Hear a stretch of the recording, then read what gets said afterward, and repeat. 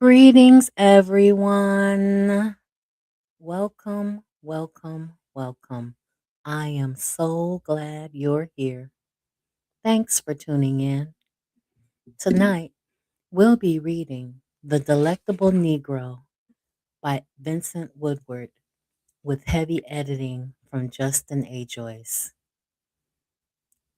We learned that this book was published after the author's death, so we have to take it with a grain of salt.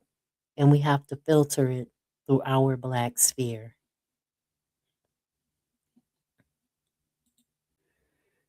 We're on chapter 1, Cannibalism in Transatlantic Context. One moment. There we are. In the 18th and 19th centuries, Europeans did not understand the extent to which Western and Central Africans regarded them as cannibals and flesh harvesters. In an 1849 exchange between Augustino, who was an African born slave, and the Select Committee of the House of Lords appointed to consider the best means which Britain can adopt for the final extinction of the African slave trade, British interrogators questioned the African man regarding his belief in European cannibalism. British interrogators could not understand what had put the idea into the slaves' heads that they were to be eaten. Are they eaten in their own country? Asked the British interrogator, as ignorant and as suspicious of Africa as the new slaves were of the white world. In an expected rhetorical maneuver, the interrogator places the onus of proof and explanation on the African man, Augustino. The British man is willing to believe that African cultural practices lend themselves to cannibalism, whereas he presumes that civilized European legislative processes, mechanisms of reason, and critical inquiry rise above such a cannibal accusation. Had Augustino truly received the opportunity and felt compelled to explain the particular constellation of beliefs, social practices, human science, and perceptions informing the African belief in white cannibals, members of the Select Committee would have learned more that day than they probably wanted to know about African nations of Christian cannibalism, slavery as a process of human consumption, and sex and the consumptive appetites of whites from an African perspective. The interrogator asks the African man to speak, to testify before this legislative body, but then renders his voice perceptual reality, what he might have said about white cannibalism, unspeakable. Rather than inquiring into exactly what Africans meant by eating and flesh consumption, Europeans and white Americans habitually applied to African persons and cultural practices generic theories of social ineptitude and cannibalistic hunger. For example, in 1839, American media proliferated with images of the Mende persons who had taken over the slave ship Amistad. A number of the Mende men had pointy filed teeth and emerged from the slave ship onto American shores wearing no clothing. According to Patricia A. Turner, white Americans equated the African men's pointed teeth and their nakedness with cannibalism, saying, this was an appalling and disturbing lack of modesty as far as white Americans were concerned. In their minds, It made sense that people who were ambivalent about clothing would be the kind to eat human flesh. So they were once again projecting. The Mende, though, had their own ideas about Europeans as cannibals. It was the fear of cannibalistic Europeans that inspired the Mende men to revolt, seize the slave ship, and attempt to sail the vessel back to Sierra Leone. Firmly wedded to rigid notions of their own civility, Europeans have, for the most part, presumed themselves beyond accusations of cannibalism. As we see with the British interrogator, the belief in European supremacy determines the direction and outcome of the exchange. From the outset, the British interrogator interprets any insight Augustino would bring to the topic of Europeans as cannibals as evidence of African cannibalistic ways. In the context of hearings focused on the African person and on ending the slave trade, the last thing the British magistrates wanted to discuss was the topic of an emerging European cannibal.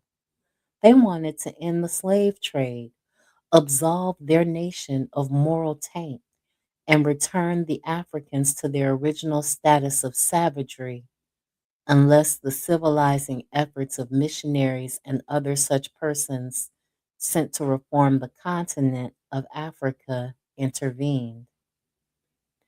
Taking my cue from this exchange between the British official and Augustino, I explore in this chapter the correlation between the consumptive appetites of whites and the transatlantic slave trade.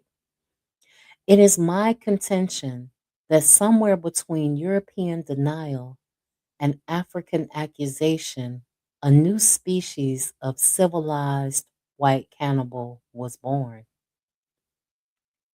This white cannibal was unique to the Middle Passage and transatlantic slavery.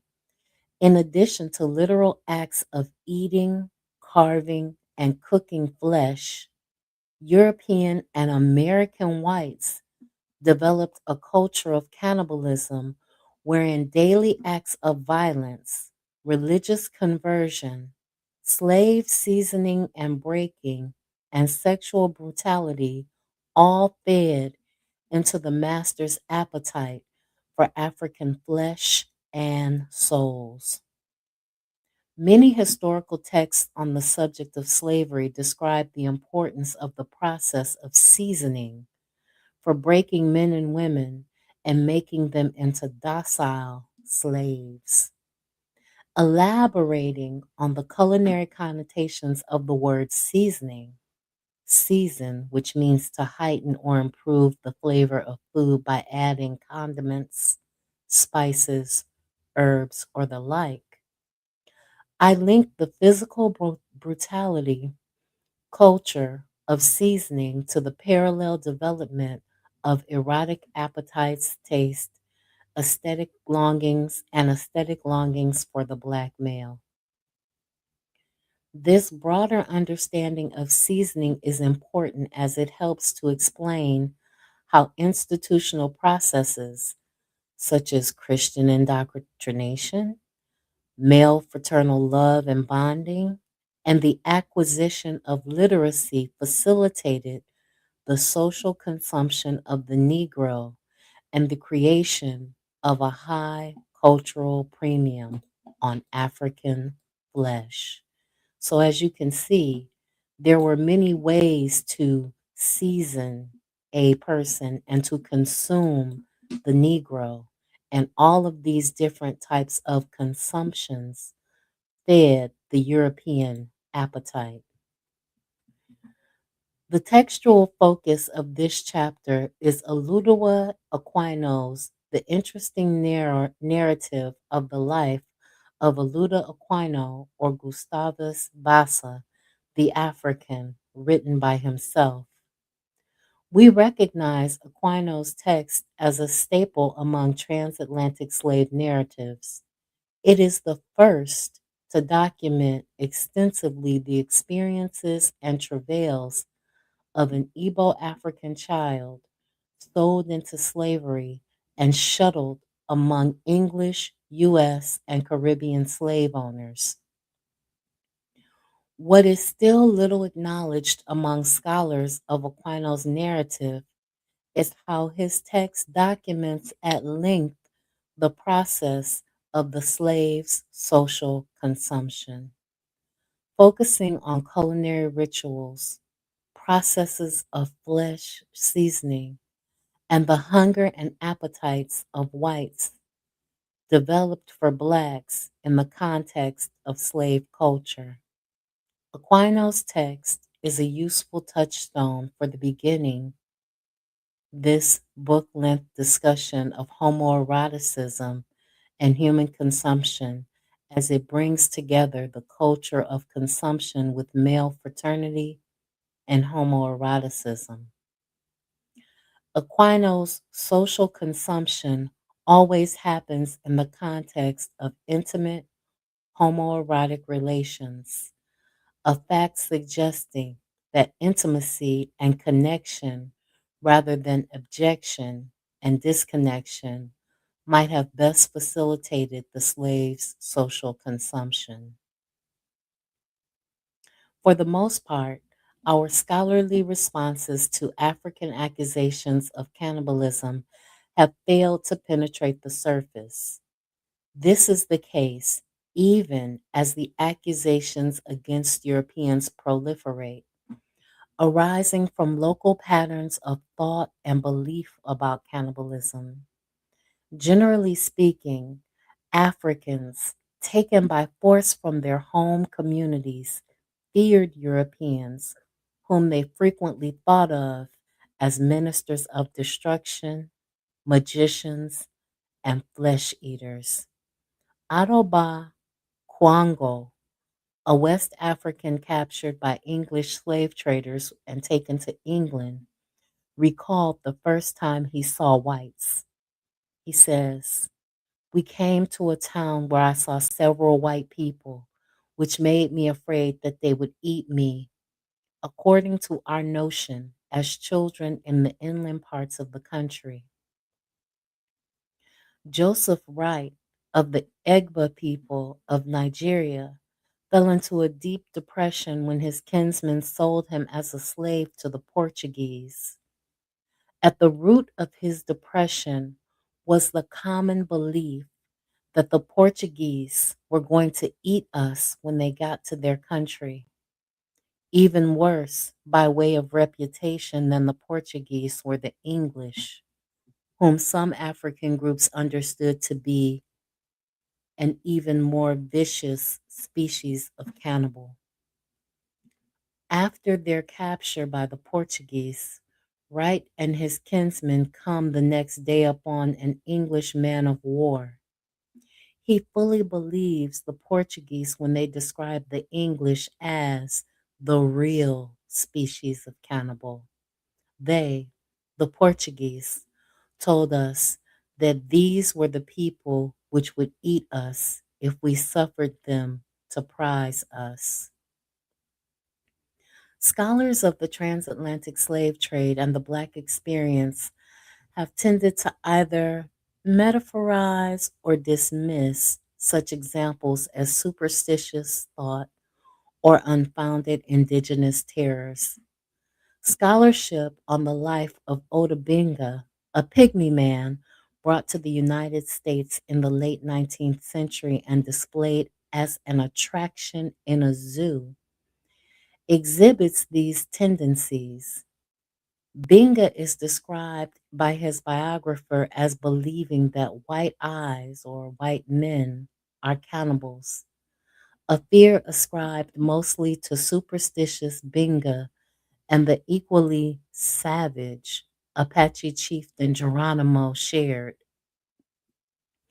Benga, who is portrayed as prone to childish pranks and witchcraft, and his pygmy based cannibal beliefs are thought to have no critical bearing upon the structures of U.S. imperialism and exotic consumerism.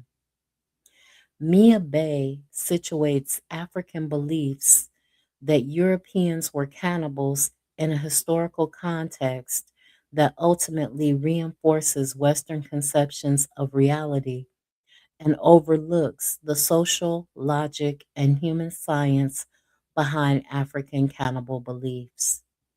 She attributes such beliefs to traditional African tribal animosities that placed the imputation of cannibalism on distrusted foreign peoples and to the fact that Africans taken by Europeans in the context of slavery were usually never seen again. Bay concludes that African misapprehensions about white cannibalism were not real. Rather, she finds them to be based in a distorted historical vision, a viewpoint easily corrected with so called facts.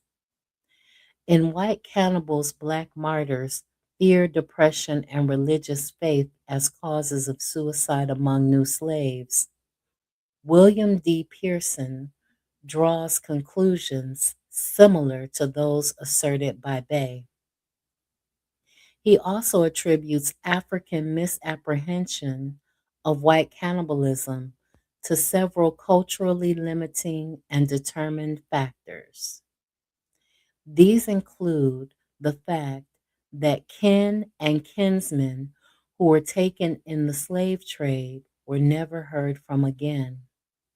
Coastal Africans mistrust foreign peoples, and the widespread belief among differing African groups that the more suspect tribes, such as the Igbo, the Coromantese, the Angolans, and the Ibibios, were cannibals. Such logic, while meant to be corrective, has ultimately reinforced the idea of the African as superstitious and lacking civilized perspective on the world and humankind. Furthermore, such thinking presumes a historical trajectory in which beliefs and practices related to cannibalism are pre civilization, with civilization being characteristically European and associated with Western advancement. Greetings, forecast. Thank you so much for tuning in. I appreciate you, and I'm so glad you're here. We are not in the habit of thinking about slavery and consumption as coterminous realities. It seems such an unreal occurrence to those who know very little of the global history of slavery and human consumption. Correct, because during our lynchings, they would eat us. They would cut off body parts and save them as trophies and prizes. Why do you think they called it a barbecue? Carl O. Williams, extrapolating from observations of ancient Icelandic slavery, describes the slave master as the ultimate human parasite, one whose fundamental relationship to the slave is that of a consumer to a food source or a commodity. Williams writes, this class of the lowly is the source from which the master class draws its livelihood and leisure. Thraldom or slavery is a degree of cannibalism. It is a system of man feeding upon man. The master is a human parasite who, by the right of might, has secured his fellow men in the bonds of thraldom in order to feed upon them and to use them for the satisfaction of his appetites. And remember, appetites were appetites for labor, appetites for sex, and appetites for food. According to Orlando Patterson, sexual desires and codes of masculine honor strongly inform the culture of human consumption described by Williams. What the slave mainly fed was the master's sense of honor and his sexual appetite.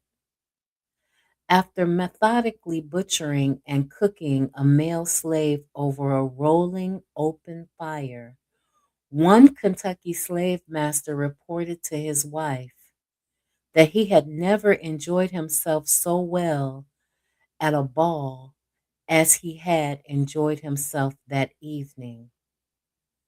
Such incidents proliferated throughout the slave trading diaspora, especially in the Caribbean and in the Americas, where carving, cooking, and eating of flesh served as punishments and conditioning rituals. You hear that?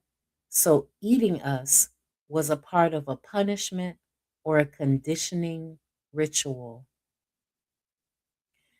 Typically, masters derived feelings of pleasure and social empowerment from rituals of torture and consumption.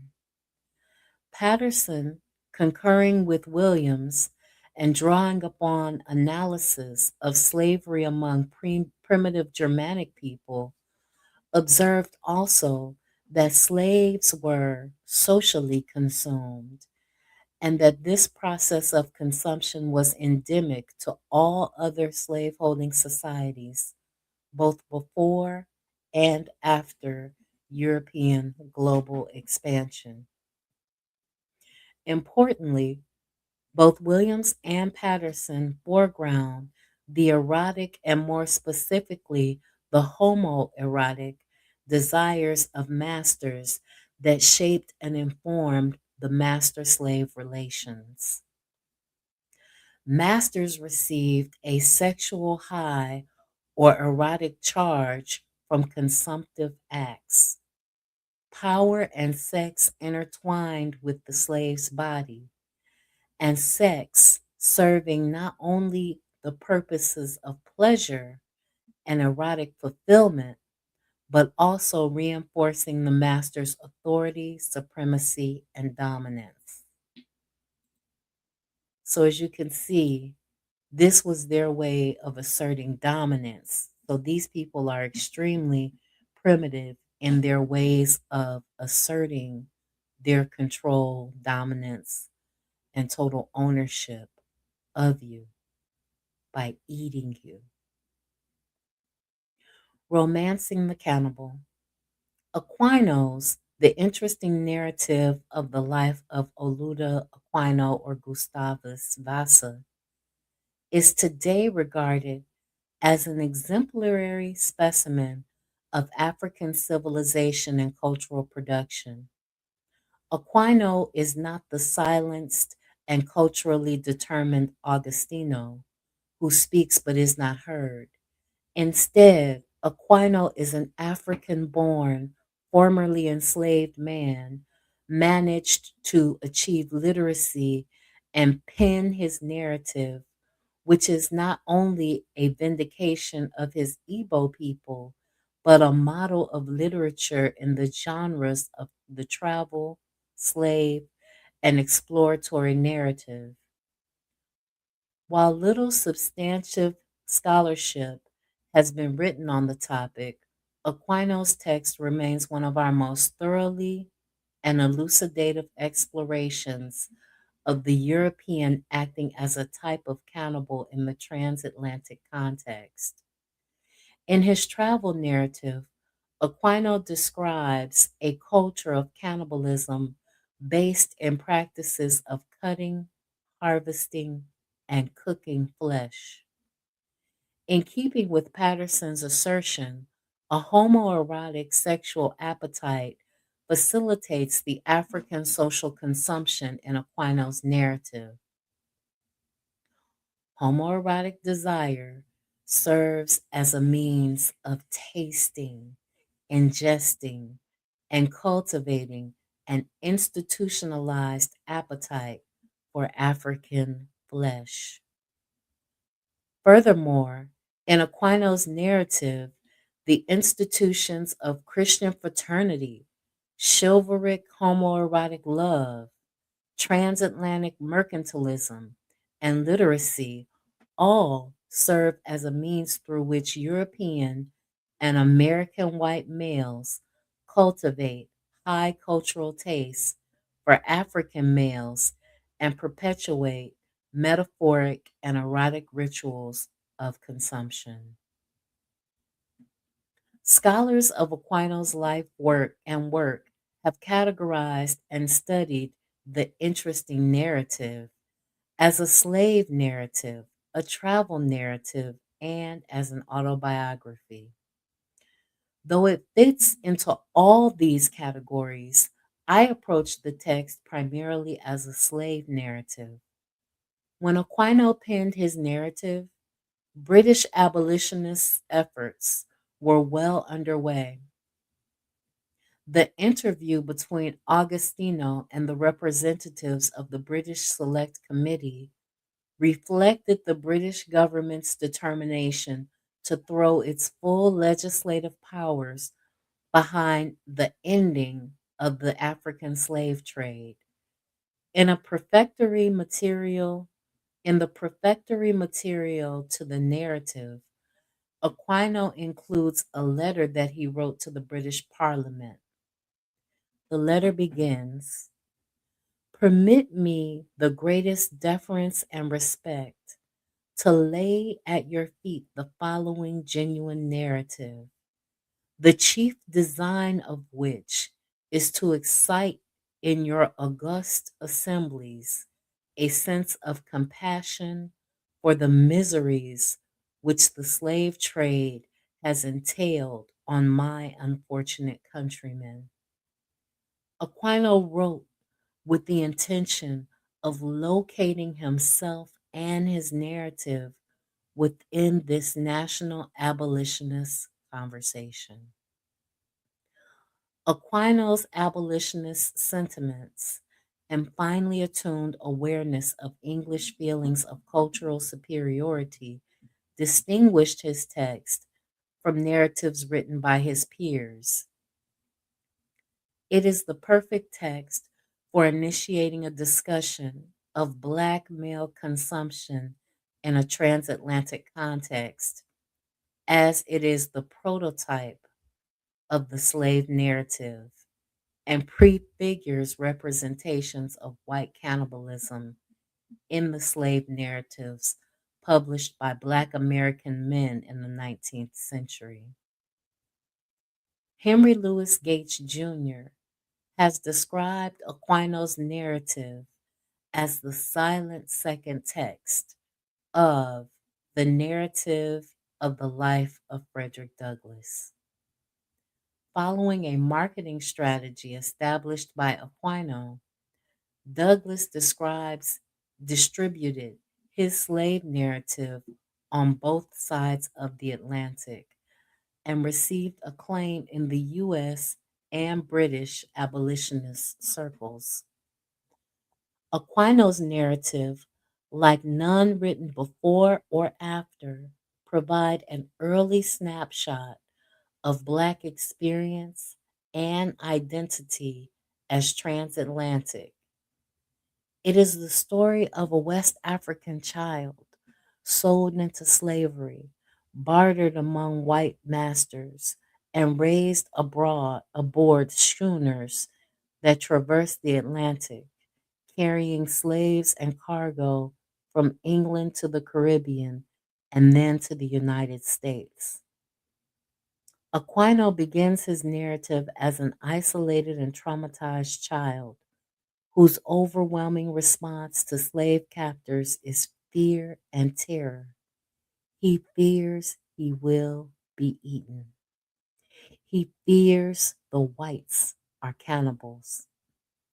Aquino first raises his concern that the whites are cannibals after British slavers purchase him and take him aboard the slave ship African Snow. Secretly, the African youth questioned his bonded kinsmen about the whites.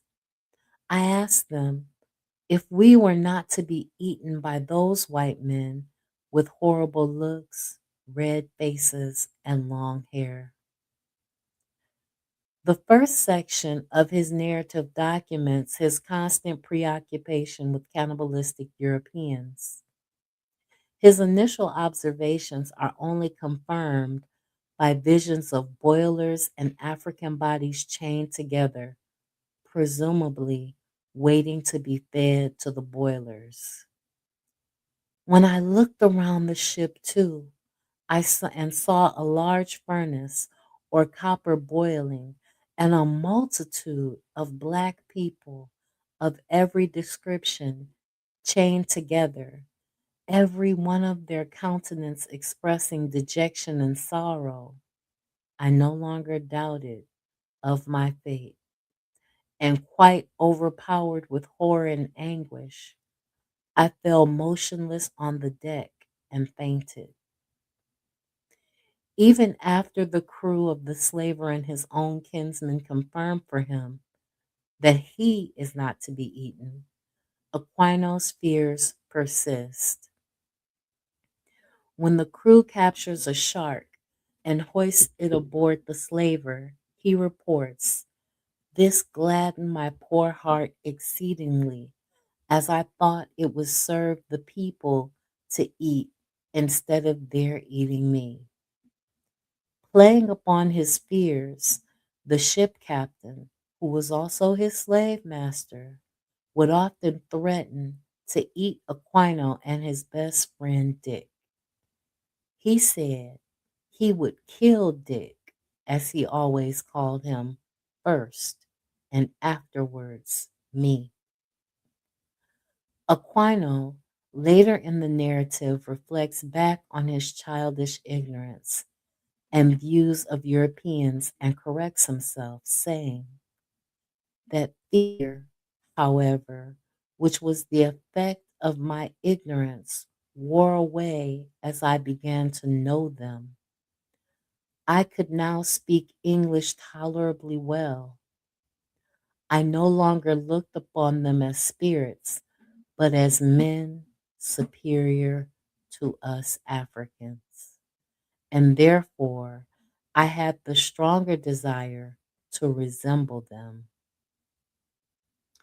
That's an interesting statement right there. His wanting to resemble these white men, his wanting to emulate and copy them because, from his perspective, they were superior to the African. Aquino strives to be and does ultimately become an Anglo African.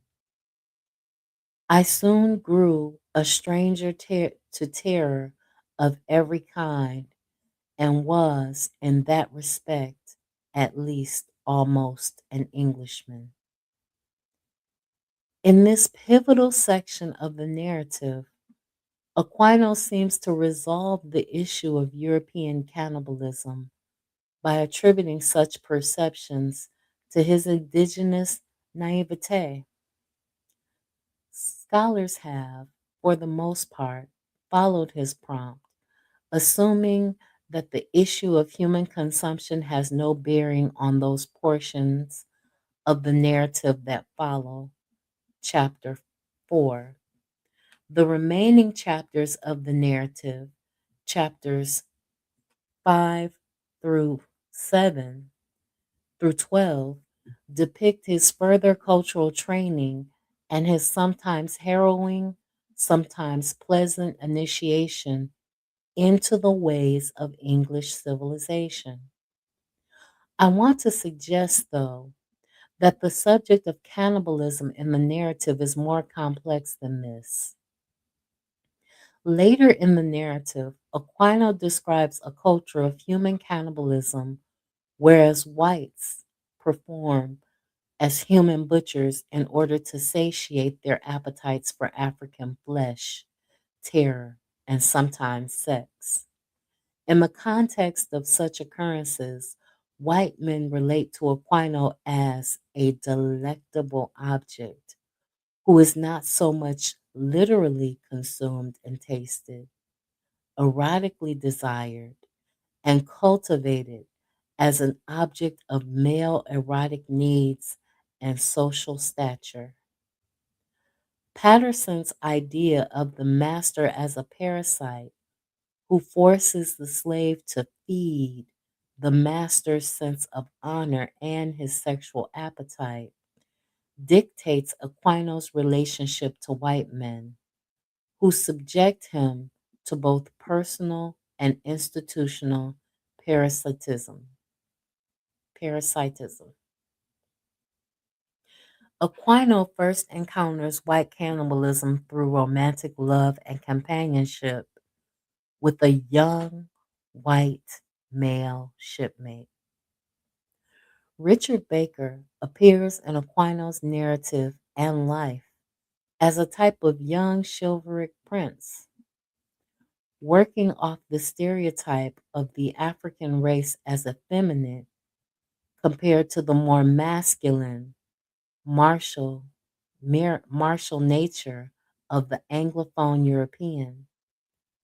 Aquino reconfigures the codes of chivalry by casting himself as a type of male princess and Richard as the saving prince. The Negro was, after all, thought of as the lady of the races, a more effeminate species compared to the Anglo Saxon. As a specimen of the effeminate species, Aquino fits perfectly into the arms and racial mythology of his white suitor. Richard Baker is an American slave master, a young lad with an excellent education and a most amiable temper. It seems in Aquino's eyes unimportant that Baker owns black slaves back in the United States. Although this dear youth had many slaves of his own, yet he and I gone through many sufferings together on shipboard. Young Richard bonds quickly with Aquino in what the author refers to as a friendship. Within the plantation culture from which Richard comes, friendships between young white and black males were always framed by the master slave dynamic. The author makes no attempt to qualify his friendship, nor does he refer to the young black slave boys who were used as nursemaids and made to play the roles of comrade, friend, and servile slave on plantations. Within the context of such plantation friendships, young white boys developed and honed the skills of a conqueror. Susan Snow, a former slave, recalls fondly that her young master would work in the fields with the slaves. My young master used to work in the field with us. He bossed the niggers, they call him Bud, but us all called him Babe. Honey, I sure did love that boy. Snow romanticizes this white youth who practices the exercise of authority over black adults, adults who have raised him and labor for everything he will one day own. Aquino's friendship and the ensuing romantic love for Baker is more complicated than Snow's material love. Richard civilizes the young African. Through Richard, Aquino learns that the talking book, or the Bible, does not actually talk. Rather, one learns to read this book and decipher the messages encoded therein. Richard helps Aquino move beyond his savage thinking and upbringing. At night, Richard and Aquino find comfort, warmth, and safety in each other's arms, saying, "And we have many nights lain in each other's bosoms when we were in great distress."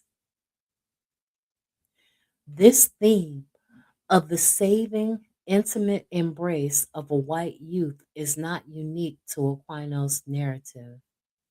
The same year his narrative reached print, which was 1789, a French author named Joseph Lavallee published a novel, Le Negro comme il y a peu de blancs. In Lavallee's novel, an international phenomenon appeared almost immediately in English translation. In the novel's dramatic opening scenes, the main character, Itanoko, escapes from an African prince who desires and uses him as a sexual object. Itanoko is swimming madly toward an offshore slave ship. The ship's officer pulls him out of the water, immediately remarking upon his beauty and physique, saying, "This is the finest black I have ever seen."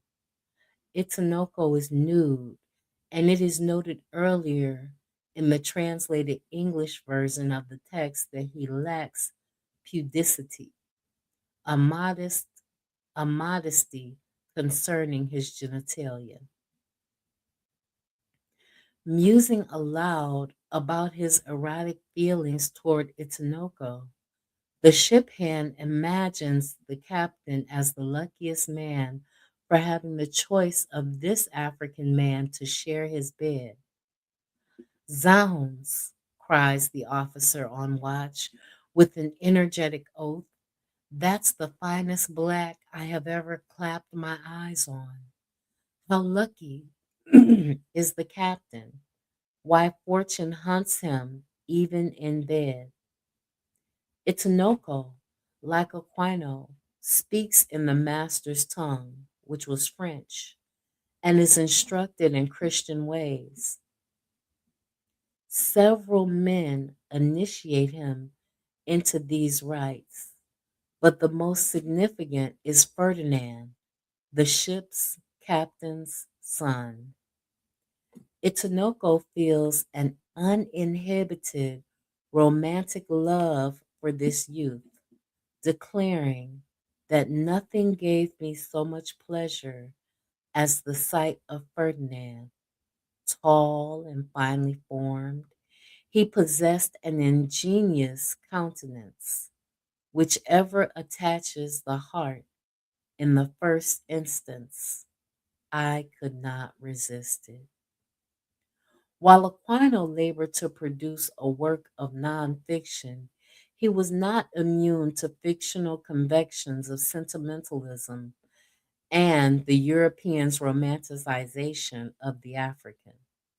Lavallee caters to this homoerotic hungers, to these hom- Lavallee caters to these homoerotic hungers for the African body, and the widespread popularity and translation of his novel in France, England, and the Americas attests to this social reality.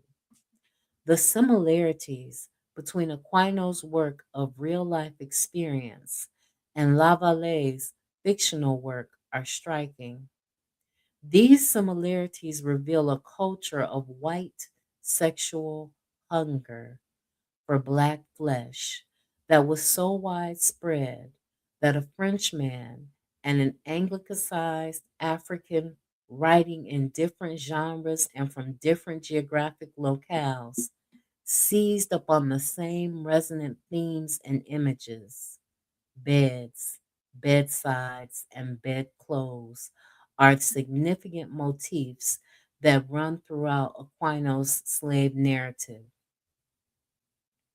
At the bedside is where Aquino stages his most intimate religious conversion moments. The first moment involves himself and Richard lying in bed in an embrace and then praying together at bedside.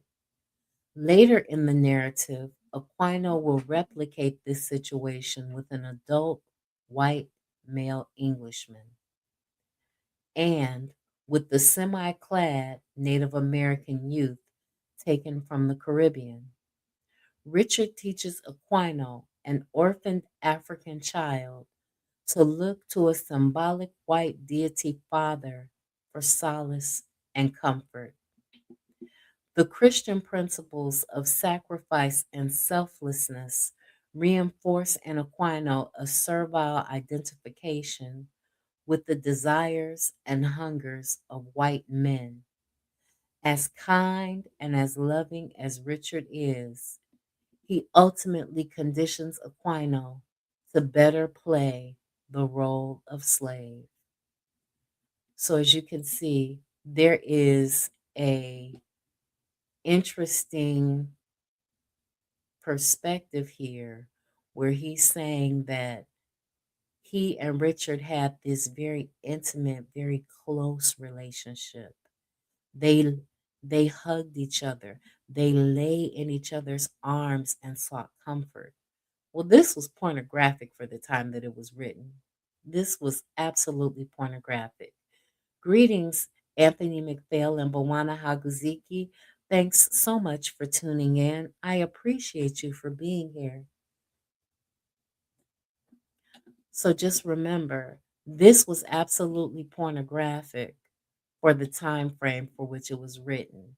And all of these tactics that this young white male were using, indoctrinating him with Christianity to look for solace and comfort in a white male deity, only showed him that he was the inferior race and that he had to look to a white man in order to have salvation. And you had to pray to this white man and be on your knees to this white man. And there's no telling what else he was on his knees doing as he was learning these lessons. You also have to remember that you can take a child and teach them anything because a child that has known freedom does not fight as much as an adult who has known freedom.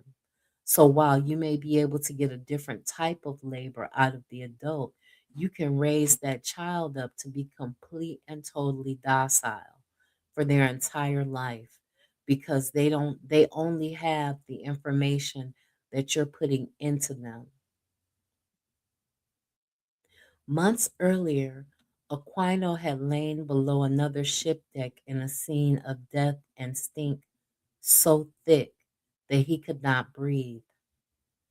Thinking back to that time, Aquino recalls that he had scarcely room to turn himself. So remember, in the whole of the ship, they had them they had them less than 3 inches apart and they were chained together. And all manner of human waste and excrement and feces and urine and vomit would pour down on them because they had no place for that to go. They didn't even have a place in most ships for that type of stuff to drain. They just washed them occasionally. So you got to remember, he scarcely had room to turn himself. The heat sweltered and cooked. Babies carried on board or born on the ship, it is not clear which, tumbled into tubs of feces and urine and almost vomited and almost suffocated. Everyone was dying, and many literally perished, falling victims to the improvident avarice of their purchasers. The filth, thick air, and layers of bodies in the scene contrast sharply with the clean open air in which Aquino lies in the young white slave master's arms. Aquino feels himself chosen by this young white companion, drawing upon the mythology of Christ and the myth of white innocence to convey to his readers Richard's kindness and altruism. Aquino describes Richard as kind, agreeable, and faithful. Richard is safe and speaks kind Christian words, while the evil, worldly ship captain constantly threatens to eat Aquino. The captain relays his carnivorous message through Richard, fondly referred to as Dick by Aquino. He used to often tell him jocularly that he would kill and eat me. Sometimes he would say to me, the black people were not good to eat, and would ask me if we did not eat people in my country. I said no. Then he said he would kill Dick, as we always called him first, and me afterwards. So the captain was doing a mind job on him.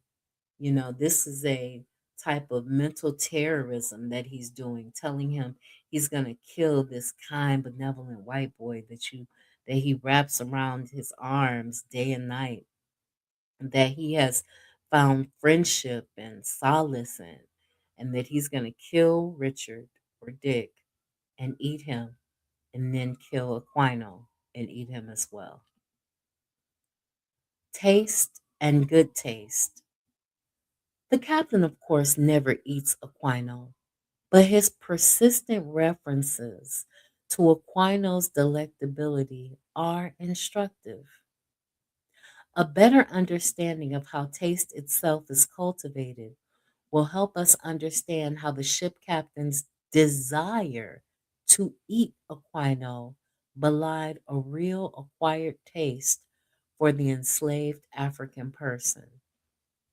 In the book, Consuming Passions, The Anthropology of Eating, Peter Farb and George Armalego note that taste does not just emerge as full blown realities. Rather, they emerge from a complex of historical and cultural forces brought to bear upon a culinary object. Cultural, historical, and ecological events have interacted, they write, to cause frogs, for example, to be an esteemed delicacy as a delicacy in southern China, but regarded with revulsion in northern China. They go on to describe how the acquired taste for a substance has to do with availability, the ease of culinary preparation, domestication that results in accessibility, nutritional value, cost, and the ability of said substance to reproduce itself efficiently, among other factors. At this early stage in Aquino's chattel career, we can already place him neatly within this abbreviated list of things that constitute cultivated taste. He is isolated from his native land, community, and language, rendering him entirely available. White males accomplish his domestication or recasting in a familiar cultural register through the conventions of chivalry, invocations of Negro effeminacy, and the implanting of Christian values. Culinary utensils, Christian ideology, English traditions of romance and affection, and the idea of Africa and Africans as heathens enable the cultivation and carving up of Aquino in the Eurocentric mind. And it goes without saying that the economic benefits of slavery translated readily into the currency of white male identity and acquired appetite that Richard, a child of the U.S. slavocracy, and the captain, an English slave owner and trader, enjoy. Although Aquino, the narrator, emphasizes his enlightened, objective, and pristine relationships with white men throughout the narrative, this economy of taste reveals how thoroughly an acquired appreciation of the slave permeates and feeds into European ideologies and institutions used to condition the young slave. If Aquino is anything, he is nutritious fare, reifying and fortifying the social stature of Richard and the captain. Jean Anthelm Brillat Savarin, expounding on the exponential potentials of taste, notes that the number of tastes is infinite, since every soluble body has a special flavor which does not wholly resemble any other.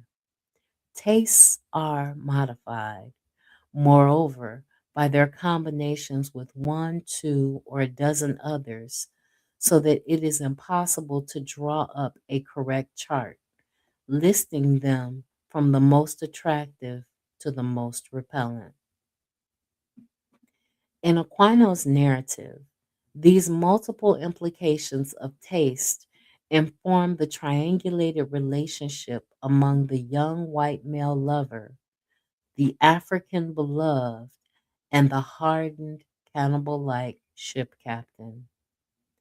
This triangulation of two white males, erotically tied to Aquino, recurs throughout the narrative.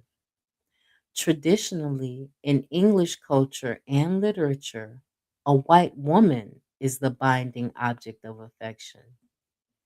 Eve Kosofsky Sedgwick explains this dynamic.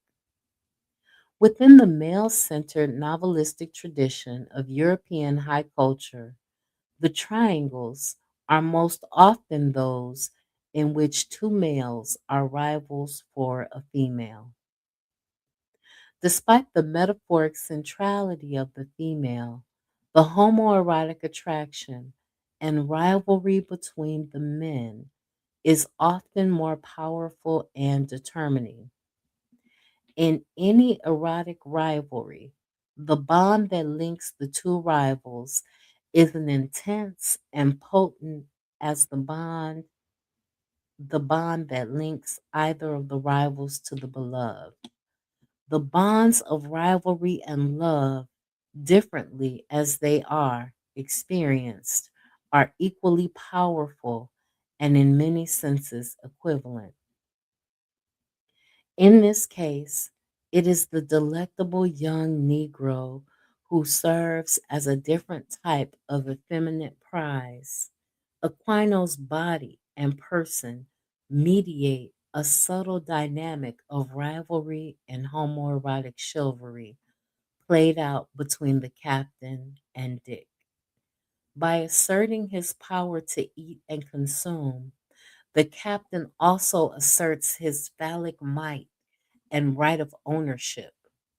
Dick, by virtue of his aristocratic class status, American civil identity, and interest in Aquino's humanity, represents something of an economic and erotic threat to the captain. And at the same time, these refined qualities in Dick added to his youth, making him erotically appetizing to the captain. Triangulation serves to intensify desire. The special heart bond between Dick and Aquino excites the captain, who openly admits to the desire to ingest both of them. The picture of the white colonizers making Negro soup that I cited in the introduction clarifies the dynamic I am describing among the two whites and the black youth. In that picture, a commanding military officer, his attendant, and porter all gather around a skewered Bakongo man. The missionary and explorer are implied, as military occupation would not be possible without the initial paving of the missionary and the explorer. In Aquino's situation, his master and the captain of the ship is a naval officer. Dick is a devout Christian who also has a bit of the missionary's zeal. Both Dick and the ship's captain, Michael Henry Pascal, are emissaries of their respective states. Christianity, romantic friendship, British militarization, and the U.S. slavocracy are all employed in the making of Aquino into a New World object of gastronomical delight. Aquino portrays Richard as innocent, disconnected from the larger cannibalizing circumstances that have brought the two boys together. Richard has to stand apart if he is to serve as the young African's kind interpreter, his reliable mediator into white ways and white culture. Aquino's genteel, kindly white relationship had to identify with Richard, to see themselves in his kindness and altruism toward this slave, if they were to ultimately accept Aquino's transition from savage to noble gentleman. However, the captain, in his crude fashion, implicates Dick in the larger culture of African cannibalization.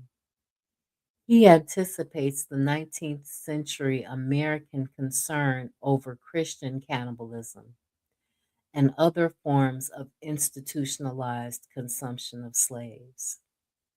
Richard is Christ-like, and for Aquino to experience Christian saving, he will have to sacrifice himself, give himself over to his young Savior.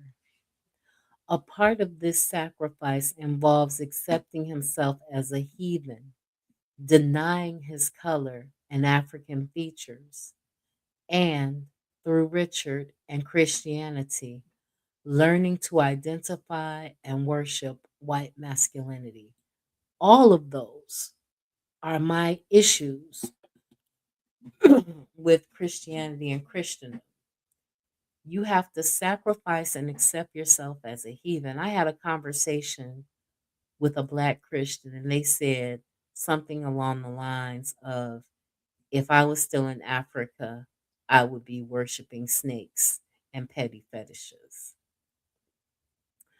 You have to deny your color in a world where you cannot assimilate into whiteness if you are black. You have to deny your African features in a world where white people are paying to have those very same African features put onto their bodies. And they're paying to have their bodies manipulated and augmented to have those very same African features. They want your big lips and pretty almond eyes and high cheekbones. Through Richard and Christianity, Aquino was learning to identify with and worship white masculinity because that is what Christianity stands for in the modern era, is white male Christianity. That is what is being worshiped. As the forecast says, Christianity is a hell of a drug. Much later in his narrative, Aquino will mark a turning point of spiritual growth and intellectual development, with an increased admiration for white beauty and spirit. I no longer looked upon them as spirits, he writes, but as men superior to us, and therefore I had the stronger desire to resemble them, to imbibe their spirit and imitate their manners. I therefore embraced every occasion of improvement And that is the problem with trying to emulate white people. Black people see white people in very small, fragmented spaces, and they want to emulate or copy that aspect of white people that they see publicly, not knowing that privately they are the biggest child abusers and pedophiles, not recognizing that they are the worst fathers, not recognizing that they are the white woman beaters and abusers, right? Because they abuse their women, rape their children, right? They cannibalize us, and they're the ones that are more on the DL. How many elites have you heard of that are on the DL that have these lavender marriages and have children with these women, but they really live a different type of life in private? But this white male masculinity that they project is what they want us to emulate and worship. Aquino's relationship with Richard prepares him to encounter, later in life, Daniel Queen, an attendant aboard the ship Etna. At this point in the narrative, the narrator has passed through the hands of several masters. When he is approximately 13 years old, he is taken into service aboard the Etna by his master, who is the ship's captain. Queen is a bachelor and a bit of a dandy, with a fine eye for dress and male couture. He is also devoted to biblical lore. Aquino's relationship with Queen centers on issues of taste and good taste. Queen instills in Aquino a more refined taste for English gentlemanly presentation and comportment.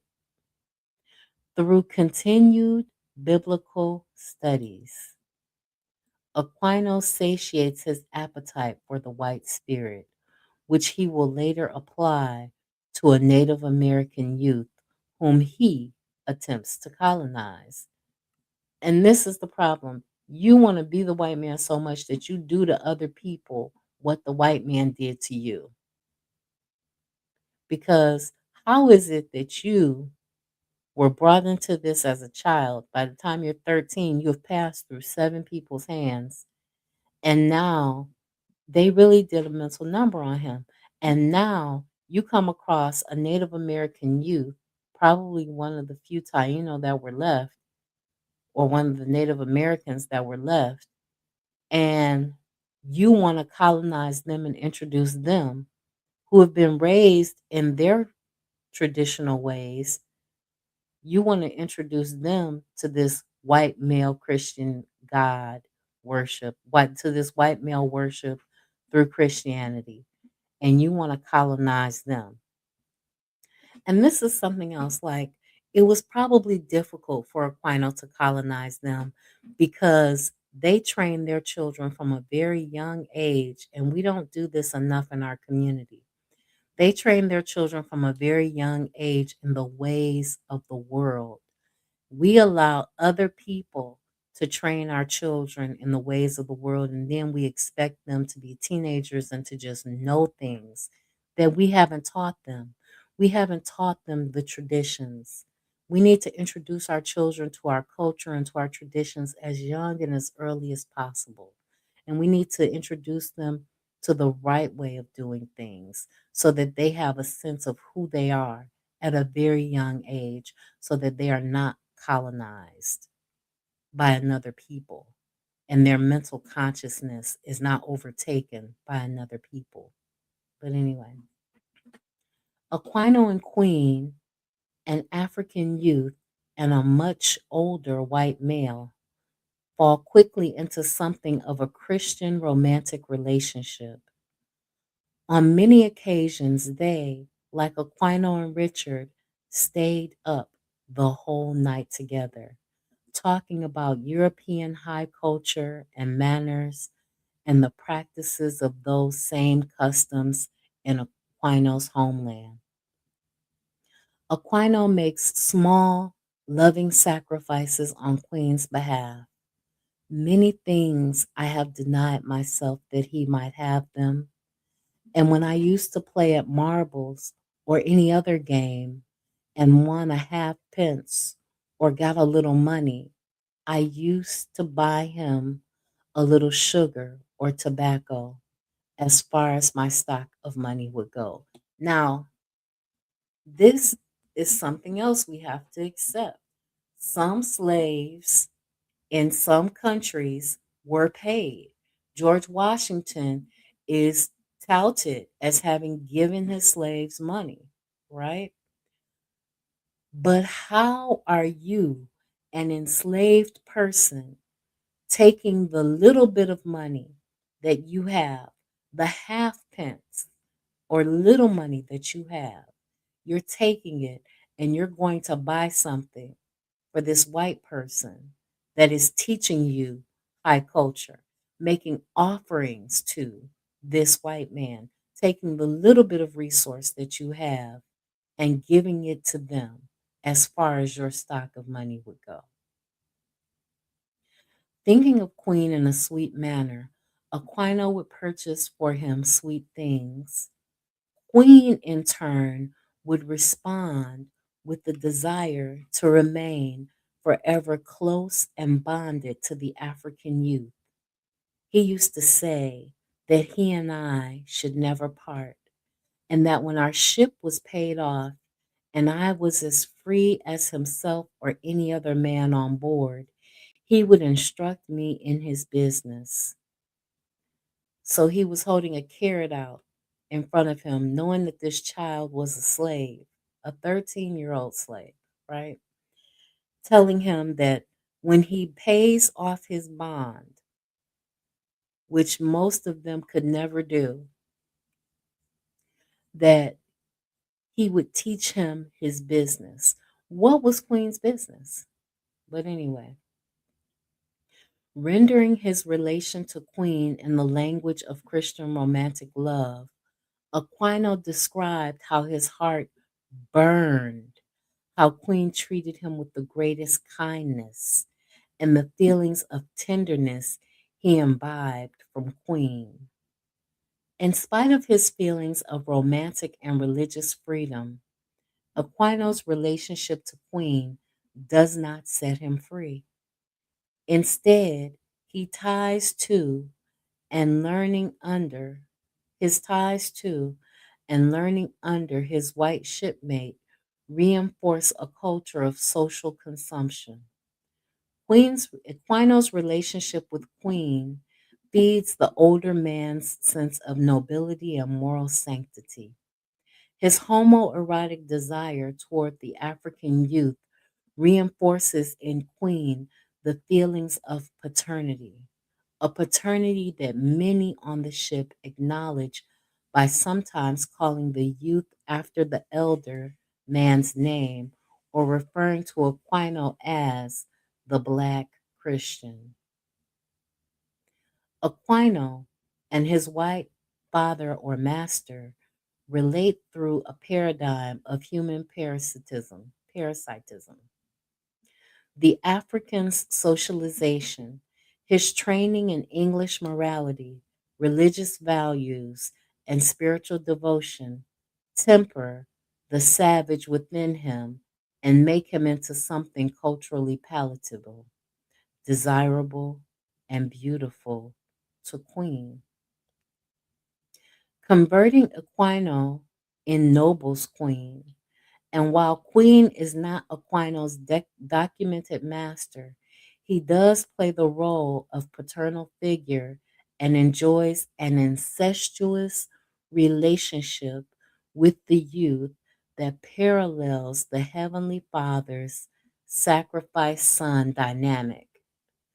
Queen is a surrogate for the white father God.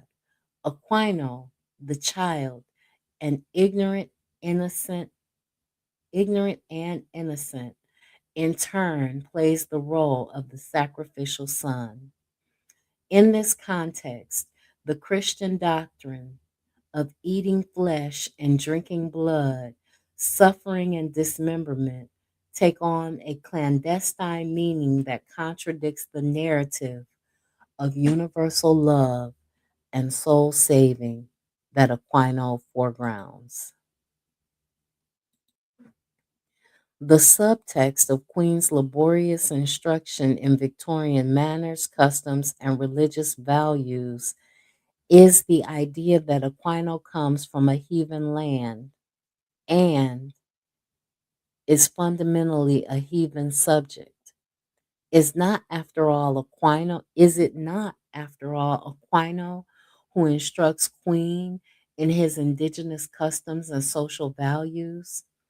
Queen, with missionary conviction and commitment, works to convert Aquino through the promised love of a deific white male figure.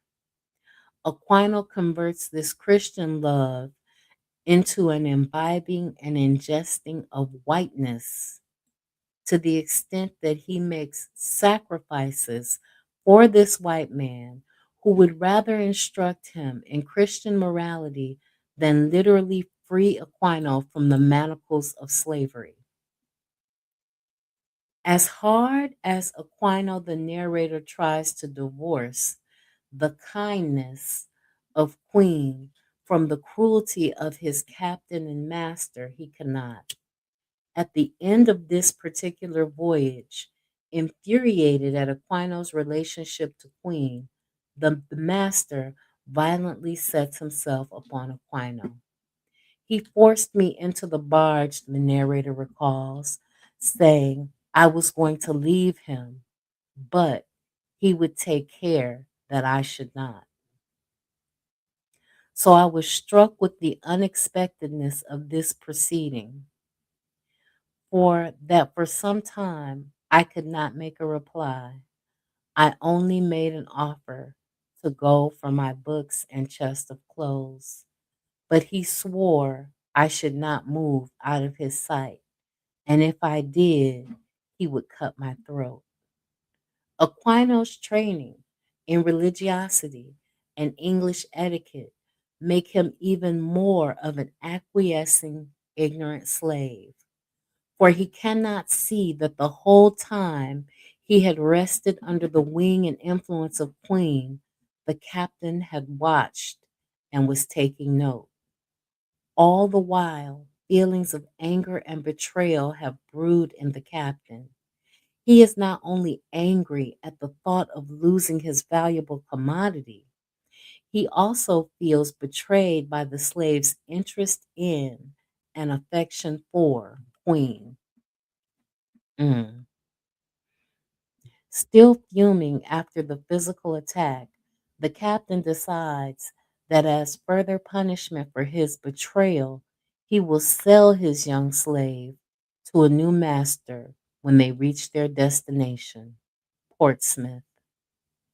All this time, Aquino has thought that his acculturation into English ways would ensure his freedom, his being manumitted from slavery.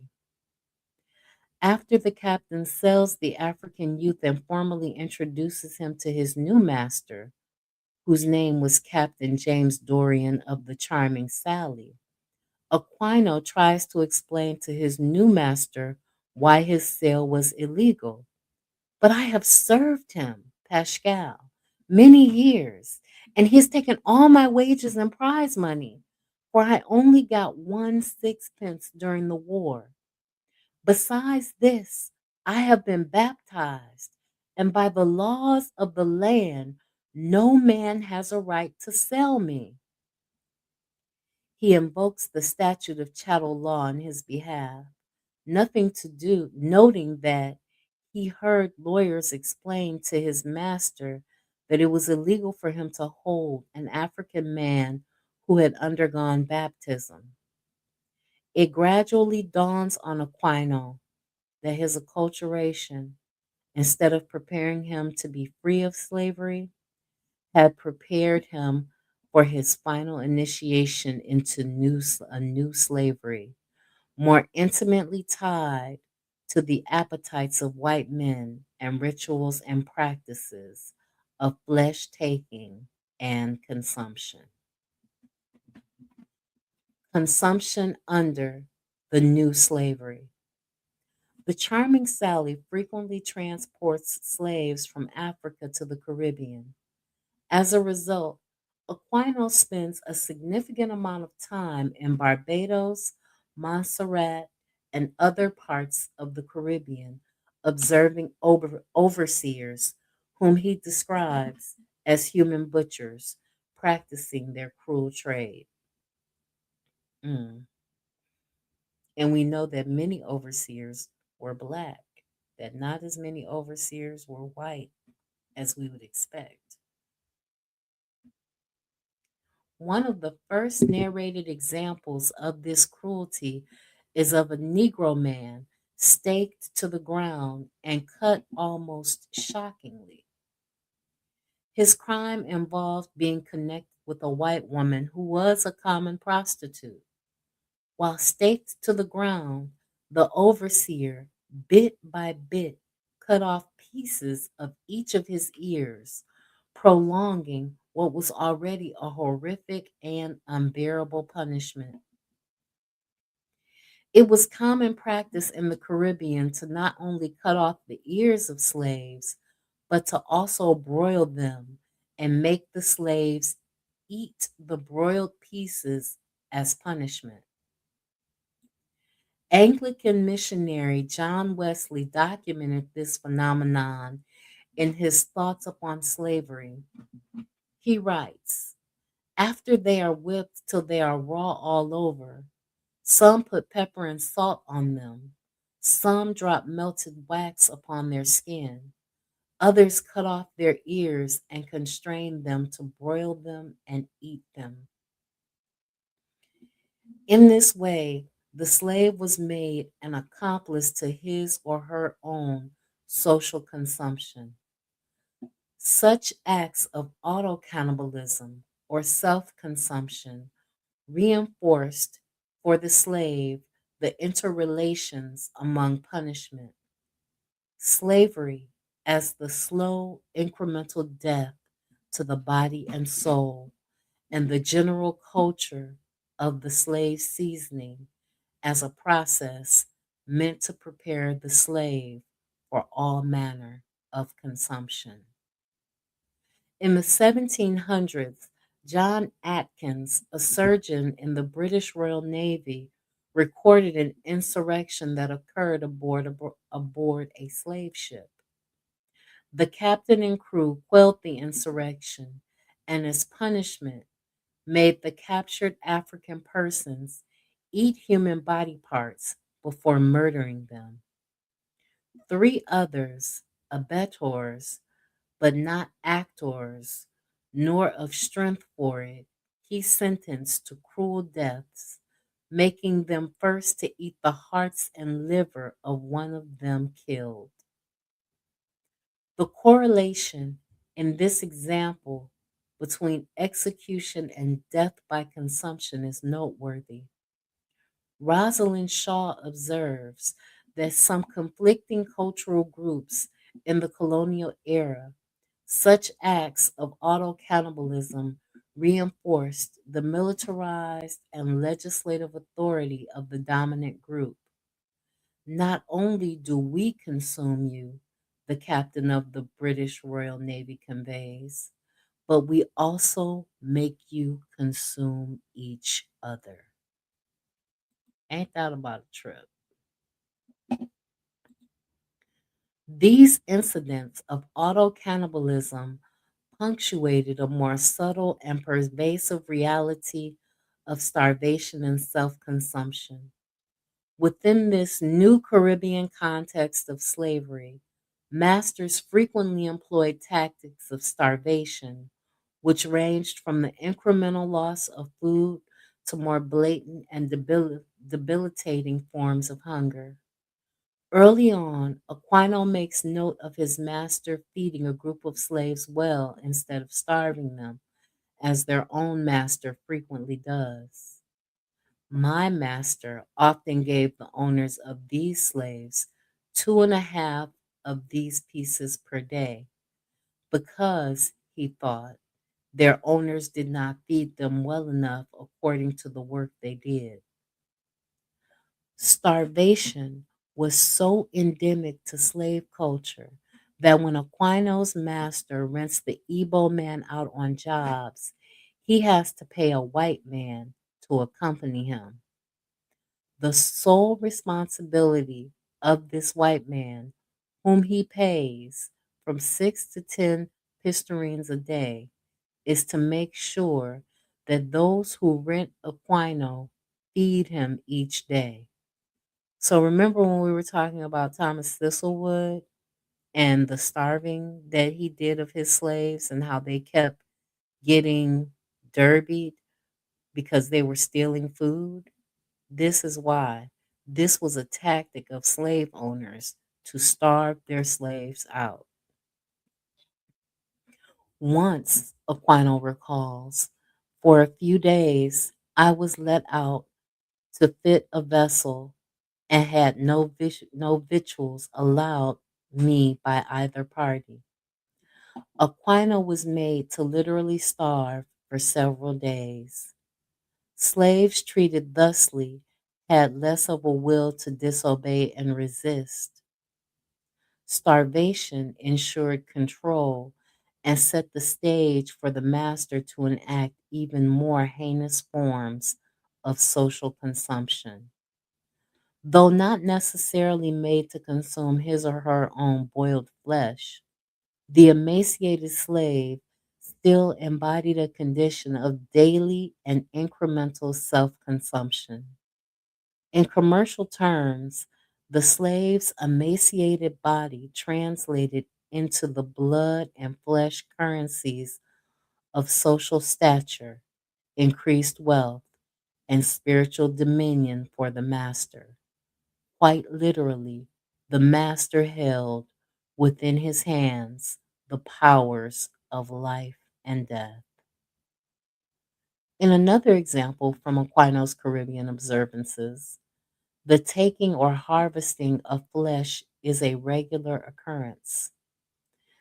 A particular nameless master has a reputation for cruel punishments. He had not a slave, but what had been cut and had pieces fairly taken out of the flesh. The idea of a human butcher seems to apply expressly to this individual. Aquino does not go into detail about what is done with the flesh carved out of individuals. He leaves that to the imagination. In the context of such occurrences, white men experienced a sense of deific power. Furthermore, Aquino makes a point of emphasizing that the master takes pleasure in this and other torturous activities, to which he was clearly given much thought. It is easy to apprehend how such events conditioned and made humans into slaves. However, less ascertainable is the fount of meanings embodied in the master's pleasure taking. The choice of the word pleasure rather than satisfaction or purpose, for example, cues the reader to the fact that this is an interchange of power, erotic energy, and soul. Following such brutal treatment, Aquino observed that many masters would make slaves go on their knees and thank their owners, or pray, or rather say, God bless them. Plantation masters frequently cited Old Testament biblical references to devotees blindly serving their master. But this scenario, which draws upon biblical tenets, goes beyond simplified notions of morality. The typical roles of master and slave and the master slave relation. This scene brings into stark relief a moral problematic based in the spiritual and esoteric implications of a white man gathering identity unto himself from the wholly available and serviceable lives of African others. For this type of religious rite, we do not have a fully developed linguistic framework. So we can't even really talk about it because we don't have words to express it. Nor do our typical understandings of the science of human interaction sufficiently account for the esoteric implications of the plantation master's pleasure taking. The state of pleasure that Aquino describes connotes horror, abjection, and human vampirism. In this context of social death and energetic exchange, pleasure operates as one, an organic unit, a life sustaining energy readily bartered and exchanged during slavery, and two, a process of internalizing and imbibing spirit and soul force.